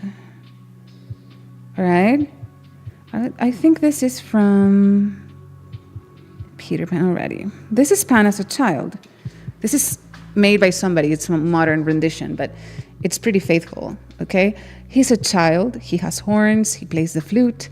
He has the body of a goat, and he wreaks havoc in the forest. That is Pan. He's a demon. He is a demon. Look at him playing the flute with children running in circles around him. Nude children, wait. Because he's playing the flute. He is enthralling these children. Okay, it's from 8084, all right? So it's pretty obvious to us. This is from Midsummer's Night Dreams. This is a rendition of Pan without the goat bottom, just the child with the curls in the forest, all right? Pan, he's not so innocent. Here's another rendition, a more modern rendition of Pan, okay? Now, in this one, he's been given a goat's face. I don't know if this reminds you of any other gods that we know of that have a similar face and position when seated. Okay? So, the original story of Peter Pan was written by a guy named J.M. Barrie. It was written in 1911 or so. And he wrote several books about the same character, Peter Pan. The most famous one, the one that we know of, like the one that got adapted into Disney's Peter Pan, is Peter and Wendy. But he featured Peter Pan in many other books before and after. He adopted children that he lived with, boys usually, and there's been a lot of doubt and distrust cast upon his reputation after. There's been speculation about his inclinations because it doesn't feel like everything was kosher, and here's why. So you see Peter Pan in the original book, in Peter and Wendy. Peter Pan actually came through the window. He sat on the windowsill looking at Wendy and her brother sleep for several nights before he got caught. When he gets caught, him and Tinkerbell wake everybody up because his shadow is missing, and he makes everybody look for his shadow. While they're looking for his shadow, he starts to tell the boys, he lures the boys and Wendy into going into leaving their homes through the window in the night when their parents are away, that they should come with him to a land so magical that they would never grow up, that there were mermaids and sirens and fairies and adventures to be had far, far away if they would only follow him. So he lures these children away from their homes into basically Neverland. Now, in the story as we know it, the Lost Boys were a group of orphans, right? They had no family, so they lived with Peter Pan. But if you read the original and you think a little bit about what you're reading, you suddenly realize that they may not all be orphans, because what Peter Pan was doing really was stealing children from their parents' home, like he did to Wendy and John and Wendy and her brothers. And what happens is when they are in Neverland, they can't remember their past. So they start to forget their past. As long as they're in Neverland, they start to lose access to their memories. So they start to forget where they came from. So Peter could very well lure them into Neverland, have them forget their past, and convince them that they were orphans. In the book, he talks in detail about the war with the pirates. The pirates were killing children. Just think about this. There were a band of adults fighting children. They would often kill the children. So that's why they didn't grow up, because they got killed. The children that survived actually did grow. So they started growing. And it was Peter who'd thinned them out when they grew too much. He was basically killing the children that grew. It is speculated that perhaps what happened was, it wasn't explicitly said in the books, but it is speculated that when children grew up, they turned into the pirates because Peter Pan tried to kill them, but maybe some of them defected or managed to escape and hide and continue to grow, and then Peter Pan became their enemy, so they now fight Peter Pan.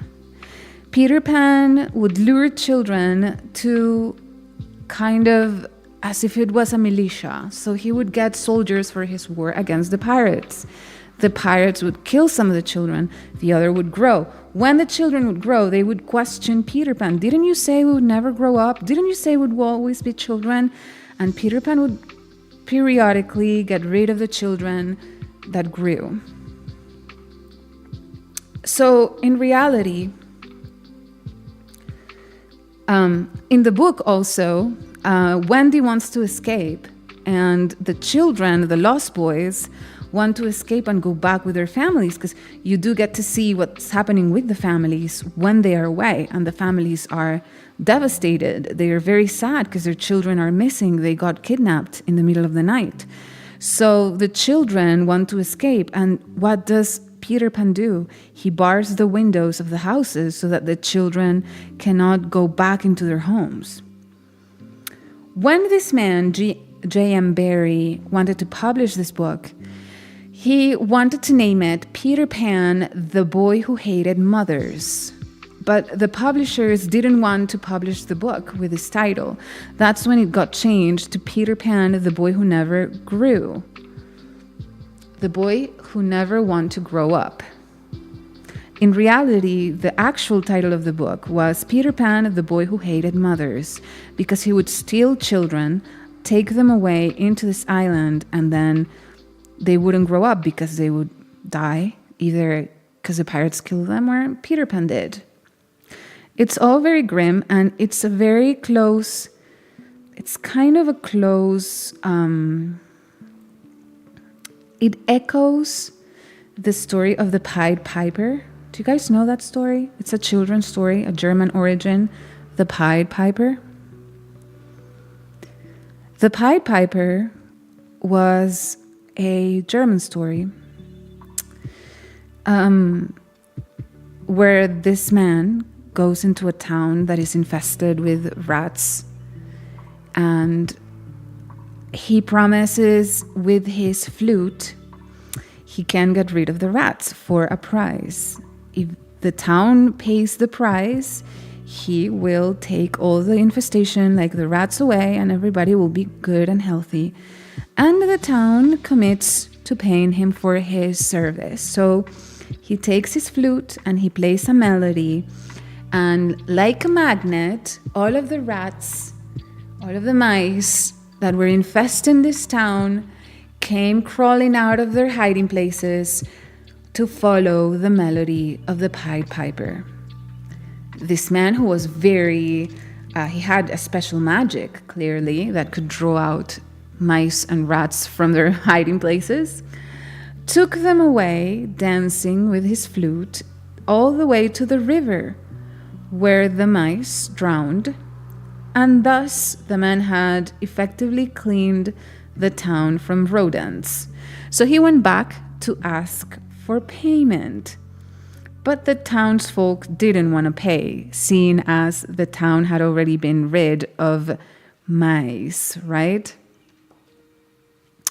Well, what did he do, the Pied Piper? He took out his flute again, and this time he played a different melody, a melody that made children come out of their homes, out of their bedrooms, and follow him at night in the dark. The children followed the Pied Piper into the river and drowned. The end. If it isn't the grimmest story that you have ever heard, I don't know what is. This is insane. This is so grim. And so Peter Pan is pretty much the same. In fact, the first drafts for Peter Pan stories that were found by J.M. Barrie, they didn't even have an antagonist because, Peter Pan was a child demon. He was all the evil that they needed in the books. Eventually, he decided to soften the character and add pirates. But that's the gist of it. And in a way, to me, it's pretty obvious that it's depicting a cycle of, people who adore children the wrong way. It's a cycle. It's a cycle of abuse. They get, they do these things. They imprint themselves in the children's psyche. The children get hooked to this particular period of their lives, so they never actually grow up. They're arrested. Their development is arrested. They stay forever as children because of the trauma of what happened. And then, as they grow, because they still see themselves as children, who do they choose to play with? They will choose to play with the people they consider to be their own age, meaning other children. And they never grow up because they stay forever in a state of arrested development, perpetuating the same wound over and over again. And this is the crux of what Peter Pan is. It's a story about this terrible cycle of stealing children in the dark, leading them astray, making them forget where they come from, keeping them in a state of arrested development through trauma. And then if they grow out of it, they become the total nemesis, the pirates, the total nemesis of the perpetrators, who see themselves as children. The perpetrators see themselves as children. That is why it is so insidious. And this is why nostalgia, even though it looks like a blanket, but it's not. It's a rope. And you can go silently into the dark night. You have to fight these feelings because they're bad at the core. They're rotten feelings. You have to think about your present. You have to think about your future. You can't You can't cling to the past because nothing good comes from it. It's actually at the core of most of human suffering. There is somebody who refuses to let go. That's what at the core of most of human suffering. Somebody who's clinging hard to something, can't let go of it. They can't just let it go. They can't just let go of, their addictions, their toxicity, their bad habits, because it's familiar. It's familiarity. It's what gives them a sense of tranquility and calmness, even though it's completely toxic and bad for them. So anyway, I hope it made some sense. I don't know if I covered everything properly, but at least I gave you a few pointers if you want to pull the string and, see what else is down that rabbit hole, both with Michael Jackson and with Peter Pan as a story.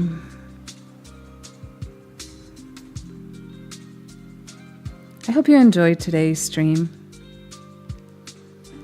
I apologize for the hiccups. At least we learned how to fix them if they happen again in the future. At least how to diagnose it. What if you had a happy childhood? Well, see, I was going for the most extreme versions, right? Obviously, we can't say that all the people who cling to their childhood memories are nefarious and all of them are like Peter Pan. Absolutely not. But even if your childhood was happy, the more you cling to it, the less you do in the present. Just think about it that way. Like if you want your future to be as happy as your childhood was, the thing you need to focus on is your present, not your past. It's okay to indulge in nostalgia every once in a while for a little bit, but don't let it consume you or define you. This is not what you want to wear on your t-shirt, You want to keep it at bay. You want to be distrustful of nostalgia, okay?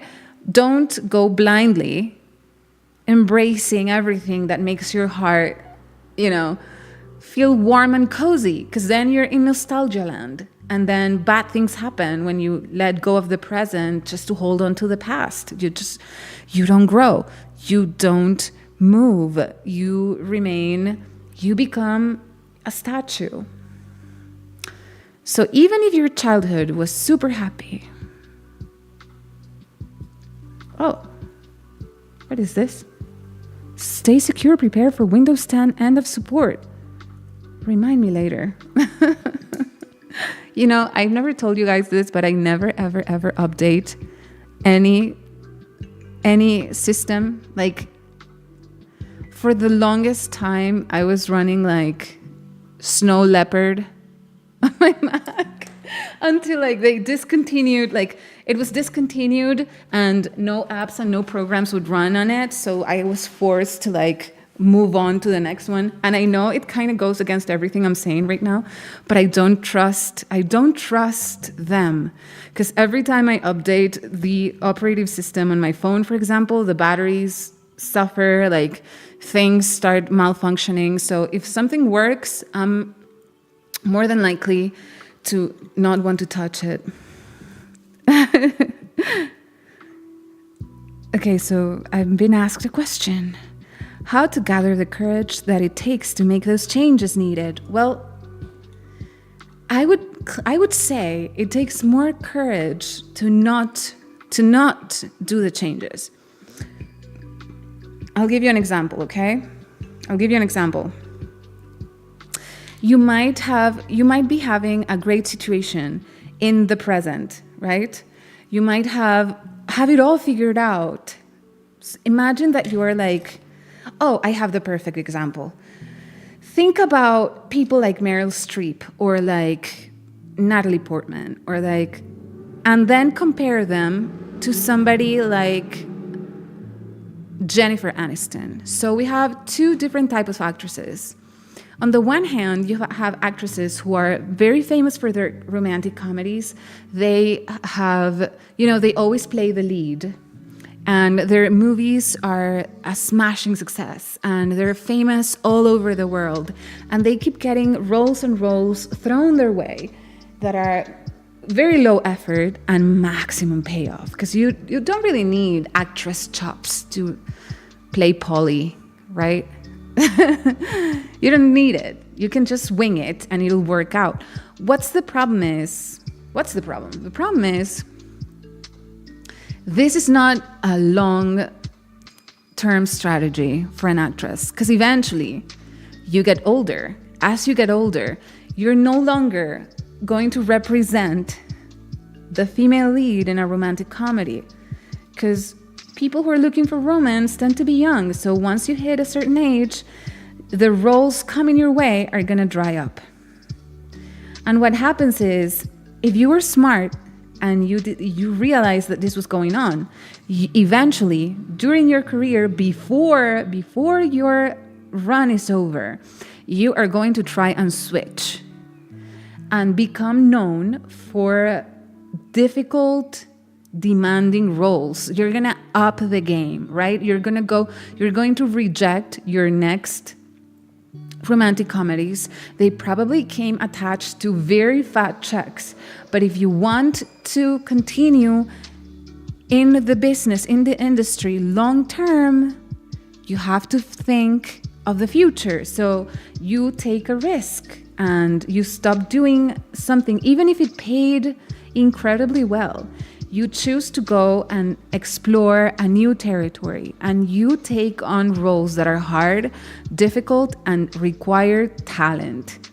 You do this because you want to ditch the image of the ditzy romantic comedy actress, and you want to gain respect.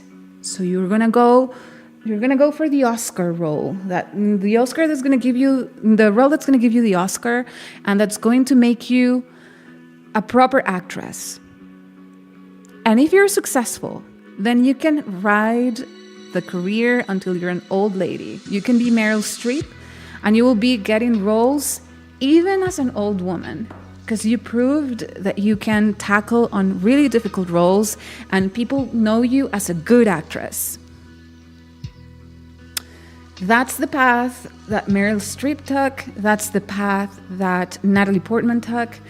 And sadly, that is not the path that Jennifer Aniston took. She rode the romantic comedy wagon way too long, and now she's not respected, but she's also not getting roles anymore.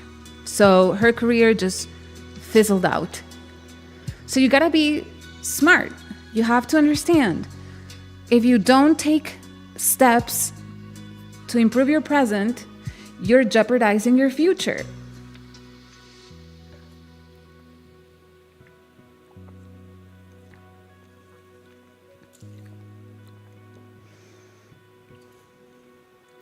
Non-Hollywood examples would be more helpful. Okay, non-Hollywood examples.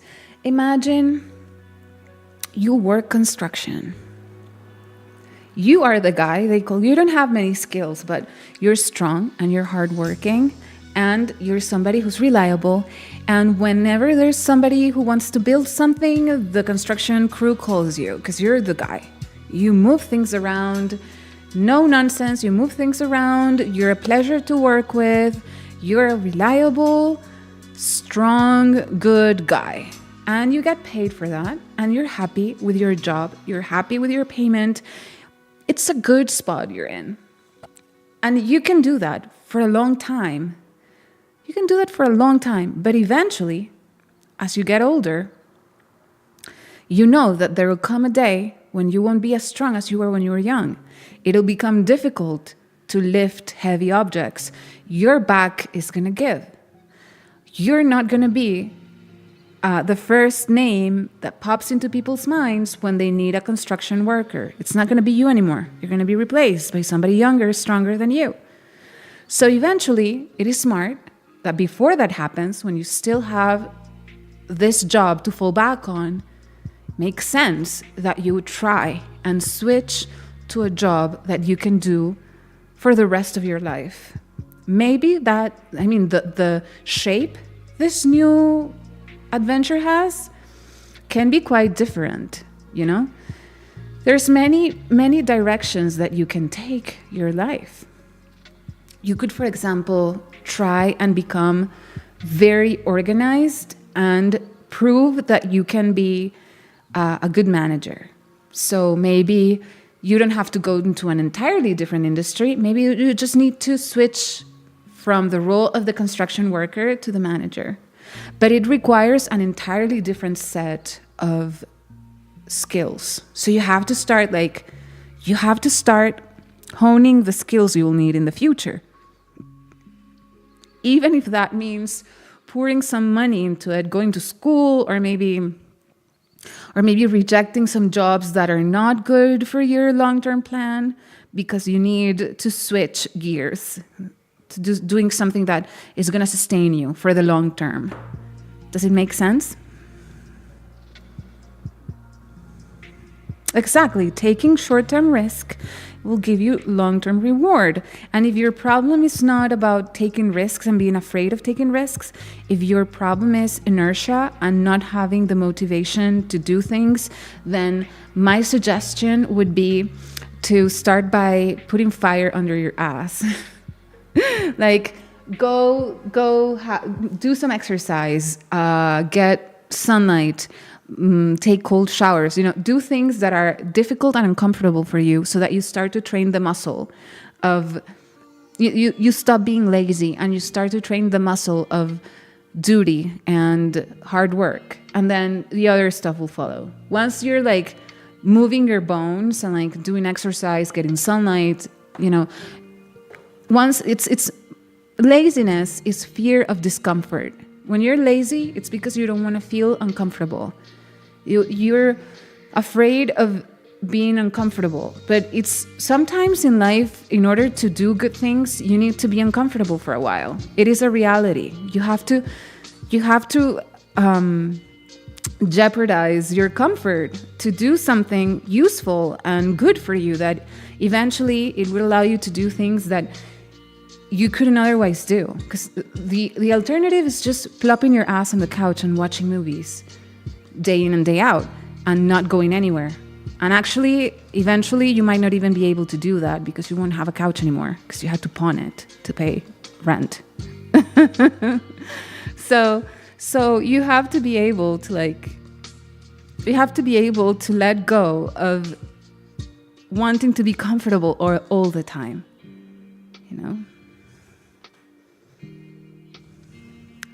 Best example I can think of is the sports scholarship. You can play sports for the rest of your life, so you better invest into more than just that, because just small percentages will be top 1%. Exactly.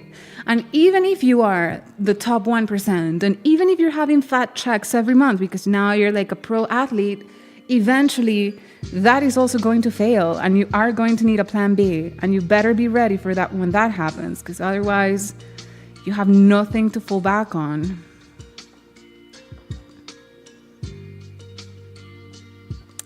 Actually thinking of leaving Europe, but I still don't know where to go instead. Well, I don't know. Like, I don't know what your life looks like, but I feel like we need to start by doing. If you put the bar way too high, you're just never gonna do it. You have to start with what's immediately around you. So if that's like keeping your bedroom tidy, getting up in the morning and like going for a walk, whatever it is, like depending on what your situation is at the moment, you want to start with really, really, really small steps, because there's no way to fail. You can't fail a small step. You can fail moving to a different country. Could very well fail. So it's terrifying. So you're not going to do it. But if you start really, really, really small, then all you can do is win. And once you win, that builds up your confidence. And then you can take bigger and bigger steps. But you always want to start small. Very, very small. See, look at me. I'm trying to start a YouTube channel. I know that it's very daunting. It's a very daunting idea. It's like, if you think about it,